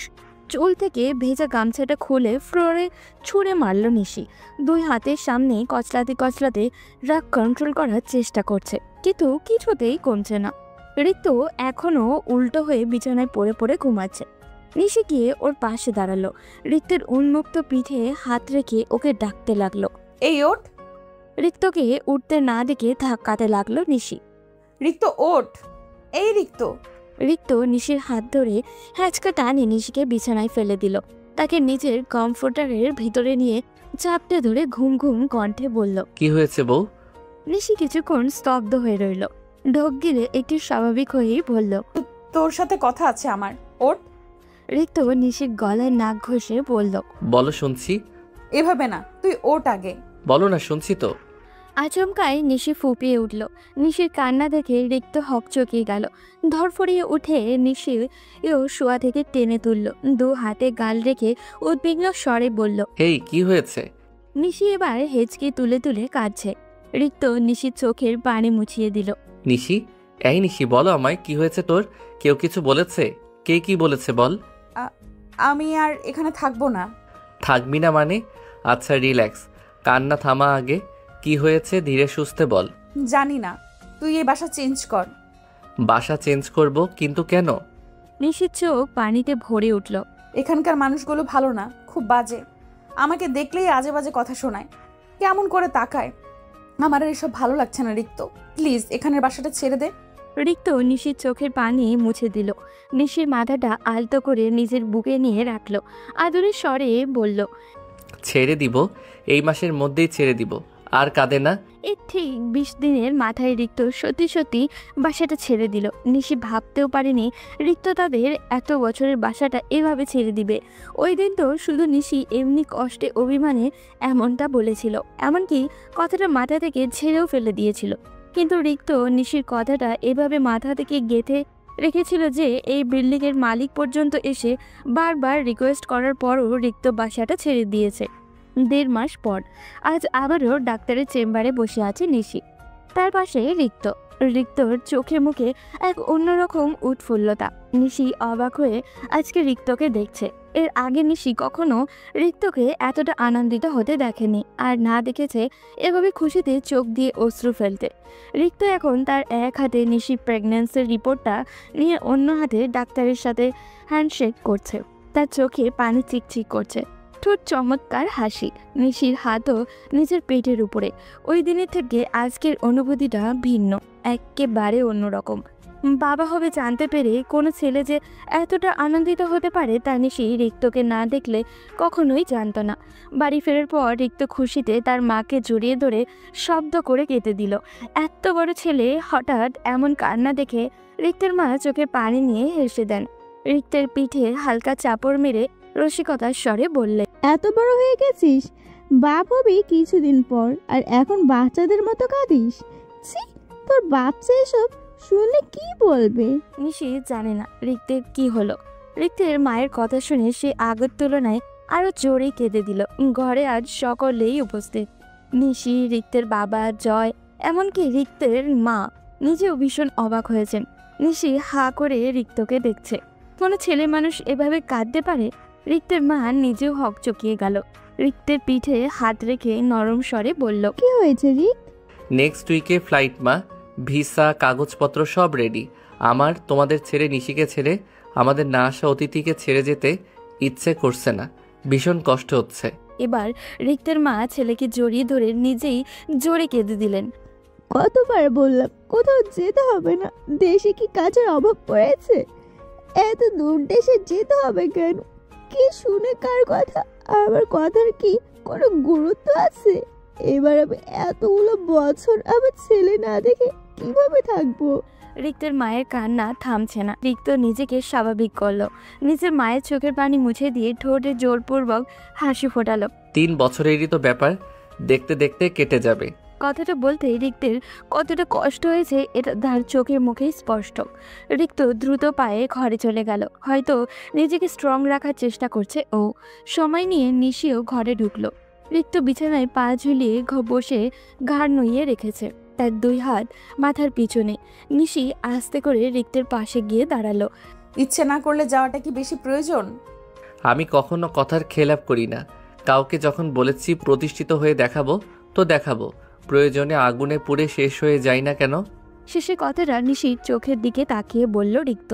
হঠাৎ করে নিশির বুকটা কেমন মুচড়ে উঠল। কিন্তু কেন? নিশি তো চায় রিক্ত থেকে দূরে থাকতে, তাহলে এত ভার ভার লাগছে কেন ওর? আচমকায় রিক্ত নিশির সামনে হাঁটু গেড়ে বসে পড়ল। 2 হাতে নিশির কোমর পেঁচিয়ে ধরে পেটে মাথা রাখলো। কামিজের উপর দিয়ে সেখানে হালকা করে চুমু বসালো। মনে হলো কথা বলতে রিক্তর গলা কাঁপছে, তাও রুক্ষ স্বরে বলল, আমি বাজে হতে পারি, তোর চোখে দেখা সবচেয়ে বাজে হাজবেন্ডও হতে পারি, কিন্তু আমি বাজে বাবা হব না নিশি। রিক্ত নিচে বসা থেকে মাথা তুলে নিশির দিকে তাকালো। রিক্তের চোখের কার্নিশ লাল, বুকের ভিতরটা কেমন জানি ঢিপ ঢিপ করছে নিশির। রিক্ত আবারও বলল, আমার প্রতি ক্ষোভ রেখে বেবিটার কিছু করিস না নিশি, ওর যত্ন নিস, ওকে ভালো রাখিস। হাতটা অটোমেটিক পেটে চলে গেল নিশির। রিক্ত নিশিকে এতটাই নির্দয়ভাবে, নিশি কি করে নিজের সন্তানের ক্ষতি করবে? দেখতে দেখতে কেটে গেল 1 সপ্তাহ। এই 1 সপ্তাহে রিক্ত নিশি এতটা যত্ন করেছে যে নিশি না চাইতেও মুগ্ধ হয়েছে বারবার। রিক্ত নিশির সাথে কি কি যে করেছে সেটা নিশি ভুলতে পারে না, কিন্তু রিক্ত এই 1 সপ্তাহে নিশির সাথে যে মিষ্টি আচরণগুলো করেছে সেটাও নিশি অবজ্ঞা করতে পারে না। নিশির এমন কোনো চাওয়া পাওয়া আবদার নেই যা রিক্ত পূরণ করে না। কোনো কাজ তো দূর, নিশির নিজের হাতে খেতে পর্যন্ত হয়নি এই কয়দিন। মাঝে মধ্যে নিশি ভাবে কেউ হঠাৎ করে এতটা পরিবর্তন কি করে হতে পারে? এই আচরণগুলো রিক্ত আগে কেন করলো না? তাহলে তো আর তাকে এতটা সাফার করতে হতো না। শীতকালীন এক স্নিগ্ধ সকাল, কুয়াশাচ্ছন্ন পরিবেশ। তুলতুলে নরম বিছানায় একই ব্ল্যাঙ্কেটের নিচে শুয়ে আছে তারা দুজন। রিক্তের উন্মুক্ত বুকে মাথা রেখে আছে নিশি। গতকাল রাতটা নিশি এত মধুর কেটেছে যে বছরের পর বছর চলে গেলেও এই মুহূর্তগুলোর কথা ভুলবে না সে। হয়তো না ভোলার জন্যই রিক্ত তাকে এই সারপ্রাইজটা দিল। 2 দিন আগে এক অপরূপ সৌন্দর্য ঘেরা জায়গায় নিয়ে এসেছে রিক্ত নিশিকে। সে জায়গারই একটা রিসর্টের সুন্দরতম রুমের বিছানায় শুয়ে আছে তারা। নিশির মনটা আজকে ভীষণ খারাপ। সারা রাত দুজনের কারোরই ঘুম হয়নি। হয়তো আজ রিক্ত চলে যাবে বলে। কাউকে ঘৃণা করতে করতে কি তার প্রতি এতটাই দুর্বল হওয়া যায়? হয়তো যায়। তা না হলে নিশি কিভাবে হলো? নিদ্রাহীন রাতের জন্য দুজনেরই চোখ লালচে হয়ে আছে, কিন্তু নিশির চোখের চেয়েও রিক্ত চোখ বেশি লালচে দেখাচ্ছে। নিশি তো কেবল 2 রাত ঘুমায়নি, কিন্তু রিক্ত এই 1 সপ্তাহের একটি রাতও ঠিকভাবে ঘুমায়নি। রোজ সকালে উঠে নিশি দেখে রিক্ত তার দিকে কেমন নেশা বড় চাহনিতে তাকিয়ে আছে। ভোর এখন 5টা কি 5:30। এখান থেকে তারা একটু পরেই রওনা দিবে। বাসায় গিয়ে রিক্ত এয়ারপোর্টের উদ্দেশ্যে বেরিয়ে পড়বে। ওর ফ্লাইট আজ রাতে। নিশি আড়মোড়া ভেঙে শোয়া থেকে উঠে বসলো। নিশির গায়ে রিক্তের টি-শার্ট। কাল রাতের বিশেষ মুহূর্তগুলোর পর রিক্ত নিজেই এটা পরিয়ে দিয়েছে নিশিকে। এখন আবার শাওয়ার নিতে হবে ভাবতেই গা অসাড় লাগছে নিশির। তাও শরীরকে জোর করে টেনে হিচড়ে ওয়াশরুমে নিয়ে গেল। ঠান্ডা ঠান্ডা সকালে ঠান্ডা ঠান্ডা একটা শাওয়ার নিয়ে বেরিয়ে আসলো। রিক্তকে বিছানায় না দেখে খানিকটা ভ্রু কুচকে এলো। কয়েক কদম হেঁটে ব্যালকনিতে এসে দেখে রিক্ত শার্টলেস শরীরের সামনের দিকে মুখ করে দাঁড়িয়ে আছে। তার এক হাতে প্যান্টের পকেটে, তার এক হাত প্যান্টের পকেটে আর অপর হাতে সিগারেট। ভীষণ আশ্চর্য হলো নিশি। এর কি শীত লাগে না নাকি? এই ঠান্ডায় খালি গায়ে এইখানে কিভাবে দাঁড়িয়ে আছে? সিগারেট খেতে দেখে এইবার মেজাজটাই খারাপ হয়ে গেল নিশি। রেগে মেগে ওর পিছনে দাঁড়িয়ে এক ঝটকায় সিগারেটটা নিজের হাতে নিয়ে নিল। সাথে সাথে রিক্ত পিছন করে নিশির দিকে তাকালো। নিশি সিগারেটটা সামনে তুলে রাগী সুরে বলল, এটা আর কতদিন চলবে? রিক্ত কিঞ্চিত হাসলো। যতদিন চালাতে পারি। মানে তুই এটা আর ছাড়বি না? রিক্ত ঠোঁট কামড়ে হেসে নিশির অনেকটাই কাছাকাছি আসলো। কানের কাছে মুখ নিয়ে লো ভয়েসে বলল, কেউ তো কখনো ছাড়তে বলেনি, তাহলে কেন ছাড়বো? আশ্চর্য, কারো বললে কেন তোর ছাড়তে হবে? এটা স্বাস্থ্যের জন্য ঠিক না, তুই জানিস না? রিক্ত অবাক হওয়ার ভান করে বলল, আমার স্বাস্থ্যেরও খেয়াল রাখিস তুই? বাহ। নিশি বোকা বনে গেল। রিক্ত মিটমিটিয়ে হাসছে। নিশির রাগ উঠে গেল, আর কিছু বলবেই না। নিশি চলে যেতে নিচ্ছিল, রিক্ত পিছন থেকে হাত টেনে ধরল। রাগ করিস না, আর খাবো না। এমনিতেও তোকে পাওয়ার পর থেকে কমই খাই। মন টন খারাপ থাকলে ওই একটু একটু। নিশি কিছু বলল না, চুপচাপ সিগারেটটা ঢিল মেরে বাইরে ফেলে দিল। নিশি আধা ঘন্টা ধরে রুমের দরজা বন্ধ করে একান্তে বসে আছে। গালের চোখের পাপড়ি এখনো ভেজা। রিক্ত চলে গেছে আরো 20 মিনিট আগে। ওর সাথে রিক্তের বাবা, নিশির বাবা, ভাই সবাই গিয়েছে। রিক্ত ফ্লাইটে ওঠার পর চলে আসবে। যাওয়ার আগে রিক্ত নিশির সাথে দেখা করেছে। আশ্চর্যের ব্যাপার হলো রিক্ত নিশির পেটে চুমু আর ভালো থাকিস বলা ছাড়া আর একটা কথাও বলেনি। কেন যেন নিশির খুব ইচ্ছা করছিল রিক্তকে আটকে রাখতে, যেতে না দিতে, কিন্তু নিজের ইগোর জন্য পারল না। আচ্ছা, নিশি কি বেশি বাড়াবাড়ি করেছে? যা হয়েছে তা তো হয়েই গেছে। এটা মেনে নিয়ে কি তার সামনে আগানো উচিত? নিশি জানে না, কেন যেন কিছু ভালো লাগছে না ওর। বট ফাঁকা লাগছে। সময় বহমান, এটা যেমন নদীর স্রোতের মতো বইতে থাকে, আমরাও তো মেনে নিতে থাকি। শুধু আফসোস একটাই, চলে যাওয়ার সময়গুলো আমরা আর ফিরে পাই না। নিশির প্রেগনেন্সির সময়গুলো এইভাবেই এগোচ্ছে। দেখতে দেখতে 9 মাস পেরিয়ে 10 মাস পড়েছে। হাঁটতে চলতে ভীষণ অসুবিধা হয় তার। এই তো পরশু সি-সেকশনের ডেট। রিক্তের বাবা মা আর জয় নিশির ভীষণ খেয়াল রাখে, কিন্তু তবুও নিশি রিক্তের অভাব ফিল করে আর ভাবে, একজন মানুষ এতটা পাষাণ কি করে হতে পারে? দেশের বাইরে যাওয়ার পর রিক্ত নিশির সাথে একেবারের জন্যও কথা বলেনি। প্রথম নিশি নিজে যে চাইতো ওর সাথে কথা বলতে, কিন্তু রিক্ত ইগনোর করে ফোন রেখে দিত, নানা অজুহাত দিত, ব্যস্ততা দেখাতো। এমন না যে সে খুব বিপদে আছে, কাজের চাপ বেশি বা সময় করতে পারছে না। ও দিব্যি নিজের বাবা মা আর জয়ের সাথে ফোন দিয়ে কথা বলছে, রোজ ভিডিও কলও দিচ্ছে, সবার খোঁজ খবরও নিচ্ছে। এমনকি নিশির খোঁজও প্রতিদিন ওদের কাছ থেকেই নিচ্ছে। ফেসবুক, ইনস্টাতে রোজ নতুন ছবি আপলোড দিচ্ছে। এইসব দেখে অভিমানের নিশিও এখন আর কথা বলতে চায় না। মাথা ব্যথার মলম নিতে নিশি তার ফুপির ঘরে এসেছিল। আজ সকাল থেকেই বড্ড মাথা ধরেছে ওর। ব্যথায় চোখ একদমই ফুলে গেছে, কিছুতেই কমছে না। কিন্তু এসে মনে হচ্ছে ভুল করে ফেলেছে।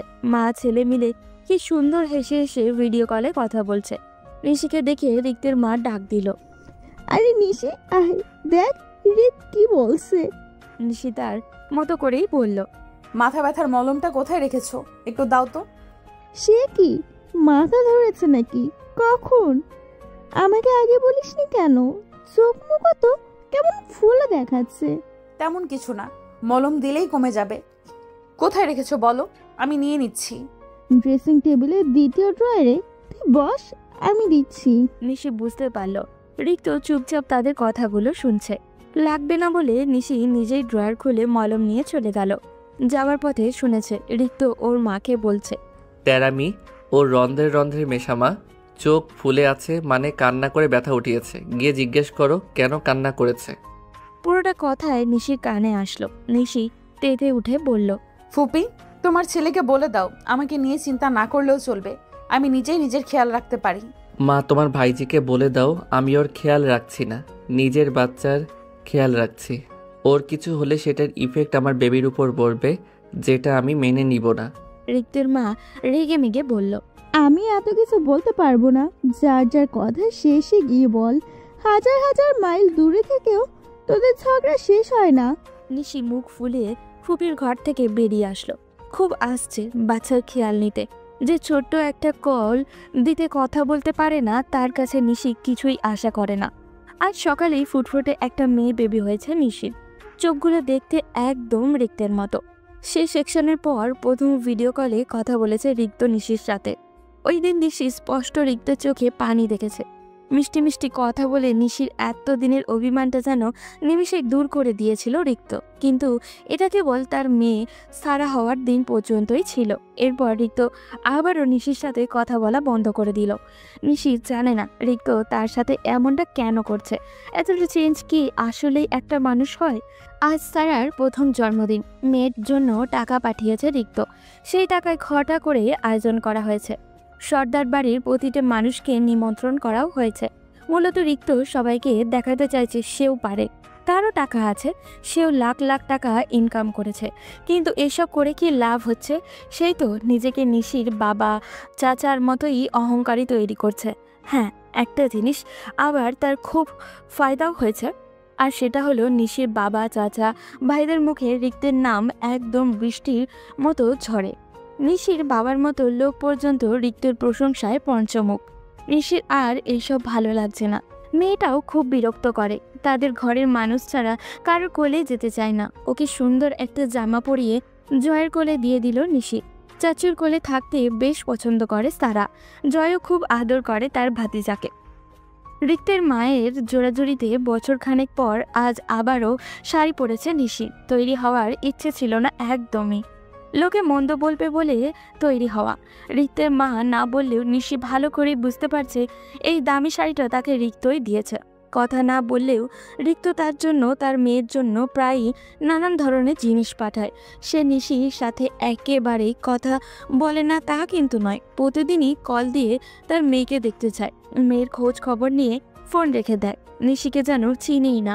রাগে ক্ষোভে নিশিও আজ যেতে কিচ্ছু বলে না।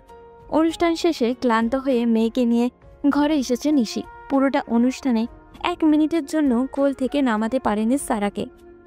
এত লাইটিং, হুড়োহুড়ি আর নিজেকে নিয়ে মাতামাতি দেখে সারা প্রচণ্ড ভীতু হয়ে আছে। মায়ের কোল থেকে আবারও এনজয়ও করেছে। ওর দাদা আর নানাতো নাতনি বলতে পাগল। একটু চোখ কড়া করে তাকালেই ওরা এসে নিশিকে ঝাড়তে শুরু করে।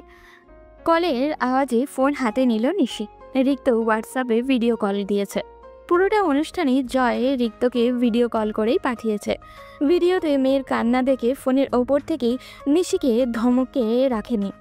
তার মেয়ে কাঁদবে কেন? এতগুলো মানুষ থেকে কি করে? সামান্য একটা বাচ্চাকে সামলাতে পারে না?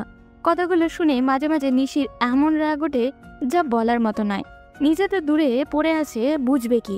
এই বিচ্ছু মেয়ে তাদের একদম নাকানি চুবানি খাইয়ে মারছে। কল রিসিভ করতে রিক্তের গম্ভীর স্বর শোনা গেল। সারা কোথায়? আমার মাথায়। এক চড় দিব। কথা ঠিকভাবে বলতে পারিস না? নিশি কিছু না বলে ক্যামেরা ঘুরিয়ে সারাকে দেখাতে লাগলো। আজ ওর বার্থডেতে প্রচুর খেলনা উঠেছে। ওখান থেকে কিছু খেলনা দিয়ে ওকে বিছানার মাঝে বসিয়ে রেখেছে নিশি। রিক্ত বেশ কিছুক্ষণ মিষ্টি সুরে তার মেয়ের সাথে কথা বলল। মেয়েটাও চোখ গোল গোল করে তার বাবার সাথেও আঁক করলো। আদো আদো বুলিতে বাবা মা দুজনকে ডাকতে পারে তারা। মেয়ের মুখের বুলি শুনে ঠোঁট এলিয়ে হাসলো রিক্ত। নিশিকে উদ্দেশ্য করে বলল, ওর গা থেকে এই বস্তা খোল। শ্বাস নিতে পারছে না মেয়েটা। মুখ ভেঙচে দিয়ে মেয়ের গা থেকে ভারী জামাটা খুলে ফেলল নিশি। নিজে পাঠিয়ে নিজেই এখন বস্তা বলছে। বজ্জাত লোক কোথাকারে। দিনগুলো আস্তে আস্তে এভাবেই কেটে যেতে লাগলো নিশির। দেখতে দেখতে কেটে গেল 4টি বছর। এই 4 বছরে পরিবর্তন হয়ে গেছে সব কিছু। আরও 3 বছর আগে শহরের জায়গা কিনেছে রিক্ত। জায়গা কেনার পরপরই ধরা হয়েছে বাড়ির কাজ। এই তো 1.5-2 মাস হবে তারা এই নতুন বাড়িতে উঠেছে। তাদের মেয়েটাও অনেকটা বড় হয়ে গেছে। ছোট ছোট পায়ে এখন সারা বাড়ি দৌড়াতে পারে। তার চটপটে কথায় সবাইকে মাতিয়ে রাখে। ওর দাদা দাদি তো নাতনি বলতে পাগল। পুরো বাড়ি জুড়ে আজ উৎসব মুখর পরিবেশ। নতুন বাড়িকে আরো নতুন করে সাজানো হয়েছে রিক্ত আসবে বলে। প্রায় 5 বছর পর দেশে আসছে রিক্ত। রিক্তের বাবা মা তো খুশিতে আত্মহারা। কেন কিছুরই ত্রুটি রাখছে না তারা ছেলের জন্য। নিশির মেয়েটাও আব্বু বলতে অজ্ঞান। নতুন জামা পরে নিশির পিছু পিছু কখন থেকে ঘুরঘুর করছে সাজিয়ে দেওয়ার জন্য। সে তার দাদা চাচুদের সাথে এয়ারপোর্টে যাবে তার আব্বুকে আনার জন্য। নিশি হাতের কাজ রেখে সারার আবদারি আগে পূরণ করলো। খুব সুন্দর করে মেয়েকে সাজিয়ে তার লম্বা চুলগুলো বেঁধে দিল। সারা তো দারুণ খুশি। বেগুনি রঙের গ্রাউন্ড জামাটা পরে পুরো ঘর ঘুরছে। একটু পরপর এসে বলছে, আম্মু আমাকে প্রিন্সেসের মতো লাগছে তাই না? হুম। হ্যাঁ মা, আমাদের প্রিন্সেস সারামণি। সারা মিষ্টি করে হাসলো। আম্মু তুমিও চলো না আমাদের সাথে আব্বুকে আনতে। মাত্র 5 বছর বয়সে নিশির মেয়ে সুন্দর করে গুছিয়ে কথা বলতে জানে। পুরো বাপের মতো ট্যালেন্টেড হয়েছে। নিশি মানা করে দিয়েছে, ঘর গুছাতে লাগলো। সারা নাচতে নাচতে চলে গেল তার দাদুর ঘরে। এতগুলো বছর বাদে আজ মনের ভিতর কেমন অন্যরকম অনুভূতি হচ্ছে নিশির। বুকটা কেমন জানি ঠিপ ঠিপ করছে। হার্টবিট দ্রুত গতিতে চলছে। কোনোভাবেই এই ভয় উত্তেজনা ভালো লাগার সংমিশ্রণের অনুভূতিটা লুকাতে পারছে না। নিশি এখন বলতে দ্বিধা করবে না এই কয়েকটা বছরে সে রিক্তকে মিস করেনি। এতটাই মিস করেছে যে আধার রাতে তার ছবি বুকে জড়িয়ে অসংখ্য চোখের জল ফেলেছে। নিশি মন থেকে কখনো চায়নি রিক্ত তাদের রেখে এত দূরে চলে যাক। নিশি চেয়েছিল রিক্ত তার সাথে স্বাভাবিক আচরণ করুক, তাকে বুঝুক। কিন্তু রিক্ত হয়তো কোনোদিনই তাকে বুঝেইনি। যদি বুঝতো তাহলে অবশ্যই এটা বোধগম্য হতো যে নিশি কখনো টাকা চায়নি, সুখ চেয়েছে। তবে যা হওয়ার তো হয়েই গেছে। অতীতের সময়টা তো নিশি আর ফিরিয়ে আনতে পারবে না, বরং বর্তমান আর ভবিষ্যৎটা কিভাবে সুন্দর করা যায় সেটার ব্যবস্থা করতেই পারবে। আর এখন থেকে নিশি সেটারই প্রচেষ্টা করবে। নিশি রিক্তের পছন্দের সমস্ত খাবার খুব যত্ন সহকারে রান্না করেছে আজকে। পুরো ঘর নিজের হাতে সাজিয়েছে। ব্যালকনিতে রিক্তের পছন্দের অনেকগুলো ফুলের চারাও লাগিয়েছে। রক্তজবা ফুল রিক্তের বেশ পছন্দ, তাই এই গাছটা একদম বাড়ির সামনেই লাগিয়েছে। নিশি আর রিক্তের মা বাদে বাড়ির সকলেই রিক্তকে আনার জন্য এয়ারপোর্টে গিয়েছে। প্রায় অনেকটা সময় ব্যয় হয়েছে তারা গিয়েছে যে, হয়তো এখন এসেই পড়বে। নিশি তবুও মেয়েটার জন্য বুকটা কেমন খালি খালি লাগছে। ওকে ছাড়া কখনো এতটা সময় থাকেনি নিশি। ভাবতে ভাবতে হঠাৎই গাড়ির শব্দ শুনলো। বুঝতে বাকি নেই ওরা এসে গেছে। মিশি মনে হচ্ছে ওরা এসে গেছে। গাড়ির শব্দ হলো। ইস, কত বছর পর ছেলেটা আমার বাড়িতে এসেছে। আমি এগিয়ে গিয়ে দেখছি, বুঝলি। এতটুকু বলে রিক্তের মা দ্রুত বাইরের দিকে চলে গেল। নিশি নিঃশব্দে শ্বাস আটকে নিজের ঘরে চলে আসলো। নিশির কপাল ঘামছে, হাতে তালুও ঘামছে। ভীষণ রকমের অস্বস্তি হচ্ছে। কয়েক মিনিটের মাঝে ঘরের ড্রয়িং রুম থেকে চেনা পরিচিত সেই স্বর শোনা গেল। পুপিকে উদ্দেশ্য করে রিক্ত বলছে, হয়েছে তোমার, কত কাঁদবে, থামো এখন। তুই কি বুঝবি, বজ্জাত ছেলে। রিক্ত মৃদু হেসে মায়ের মাথাটা বুকে চেপে ধরে রাখলো। দরজার আড়াল থেকে এইগুলো দেখছিল নিশি। রিক্তের পিঠটা আর বডির এক পাশ ছাড়া আর কিছুই দেখতে পাচ্ছিল না। নিশি উকি ঝুঁকি মেরে যতটুকু বুঝলো, রিক্ত আগের থেকে অনেক সুদর্শন হয়েছে। কথাবার্তায় অনেকটা চেঞ্জ এসেছে। গায়ের রংটাও যেন আরো উজ্জ্বল হয়েছে। হঠাৎ সারা আম্মু বলে ঠাস করে দরজা মেলে দিল। নিশি অবাক হওয়ার সময়টুকু পেল না। এর আগে মেয়েটা তার হাত ধরে টেনে নিয়ে রিক্তের সামনে দাঁড় করালো। আম্মু আসো, আব্বুকে দেখতে। এত বছর পর রিক্তকে সরাসরি চোখের সামনে দেখে নিশি থমকে গেল। চোখ ছলছল করে উঠল ওর। নিশির চোখে পানি দেখে বোধহয় রিক্ত আনন্দিত হলো। আড়ালে ঠোঁট এলিয়ে বাঁকা হাসলো সে, যেটা আর কারোর চোখে না পড়লেও নিশির চোখে পড়েছে। অভিমানে রিক্তের সাথে কোনো কথা না বলেই নিশি ঘরে চলে গেল। বালকনিতে দাঁড়িয়ে চোখের পানি মুছছে নিশি। রাত এখন 12টা হবে। কেন যেন আজ বড্ড কান্না পাচ্ছে ওর। আসার পর থেকে রিক্ত একেবারের জন্য নিশির সাথে কথা বলেনি, মেয়েকে নিয়ে ব্যস্ত থেকেছে।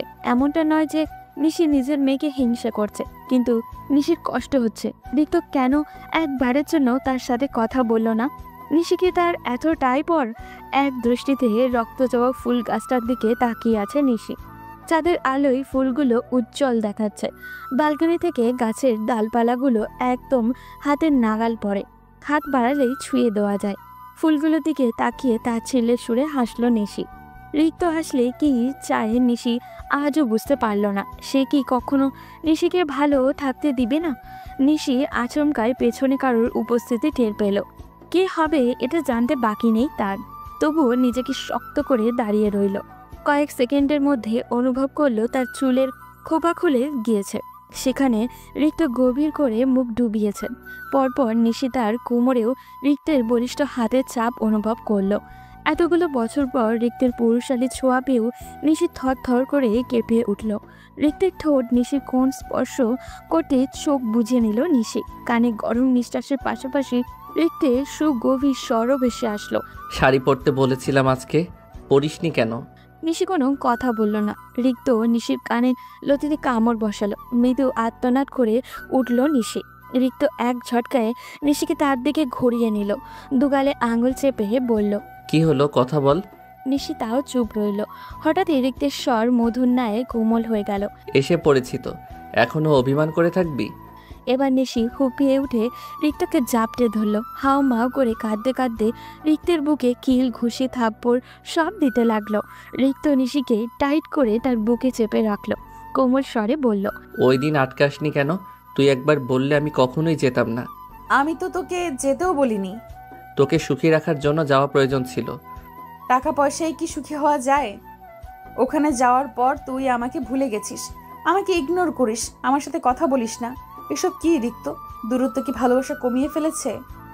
গুরুত্ব থাকলে দূরত্ব কোনো বিষয় না। তুই আমার কাছে কতটা ইম্পর্টেন্ট সেটা হয়তো তুই নিজেও জানিস না। তোকে দেখলে আমি ঠিক থাকি না, তোর সাথে কথা বললে ওখানে আমার মন টিকে না। ইচ্ছে করে তোর কাছে ছুটে চলে আসি, নিজেকে সামলাতে পারি না। আমার কলিজা পুড়ে যায়, হৃৎপিণ্ড ছটফট করে। তোকে ছাড়া এতগুলো বছর আমি কিভাবে ছিলাম সেটা শুধু আমিই জানি। ওখানে নিজেকে শক্ত রাখার জন্য আমি তোর সাথে কথা বলা বন্ধ করে দিয়েছি। সময়গুলো দ্রুত যাওয়ার জন্য তোকে দেখা বন্ধ করে দিয়েছি। লাখ লাখ টাকার কাজ রেখে তোর কাছে ছুটে চলে এসেছি। এরপরও বলবি দূরত্ব ভালোবাসা কমিয়ে ফেলেছে? তাহলে আজকে কথা বলিসনি কেন? রিক্ত শব্দ করে হেসে ফেলল। নিশির নাক টেনে দিয়ে বলল, তোর এই রূপটা দেখার জন্য প্রথমবার নিজ থেকে আমাকে এভাবে জড়িয়ে ধরেছিস, আমার জন্য কেঁদেছিস, আমার প্রতি দুর্বলতা প্রকাশ করেছিস। আই ক্যান বিলিভ ইট নিশি, তুই আমার প্রতি এতটা উইক হয়ে পড়েছিস। আমার যে কতটা আনন্দ লাগছে আমি তোকে বলে বোঝাতে পারবো না। রিক্তের কথা শুনে নিশির এবার লজ্জা করতে লাগলো। লজ্জায় একদম লাল হয়ে গেল নিশি। রিক্ত হেসে ডাল থেকে একটা জবা ফুল ছিঁড়ে নিশির কানে গুজে দিল। লাল দোপাট্টাটা নিশির মাথায় ঘুমটার আকারে দিয়ে মুগ্ধ নয়নে হেসে বলল, রিক্তের রক্ত জবা, সারা জীবন থাকবি তো পাশে? যদি না থাকি? পা ভেঙে রেখে দিব। হেসে ওর বুকে কিল বসালাম। হিটলারগিরি বন্ধ কর এবার। এত বছর যেহেতু যায়নি, আর যাব না। রিক্ত ফট করে নিশিকে কোলে তুলে নিল। এই তো বুঝে গেছিস, এবার রুমে চল, ঘুমাবো, ভীষণ টায়ার্ড লাগছে। আরে ছাড় রিক্ত, পড়ে যাব আমি। নিশিকে বলার সুযোগ না দিয়ে রিক্ত নিশিকে রুমে নিয়ে আসলো। রিক্তের বুকের উপরে শুয়ে নিশিও আবেশে চোখ বুঝে নিল। তাদের ভালোবাসা চলুক জন্ম থেকে জন্মান্তর পর্যন্ত।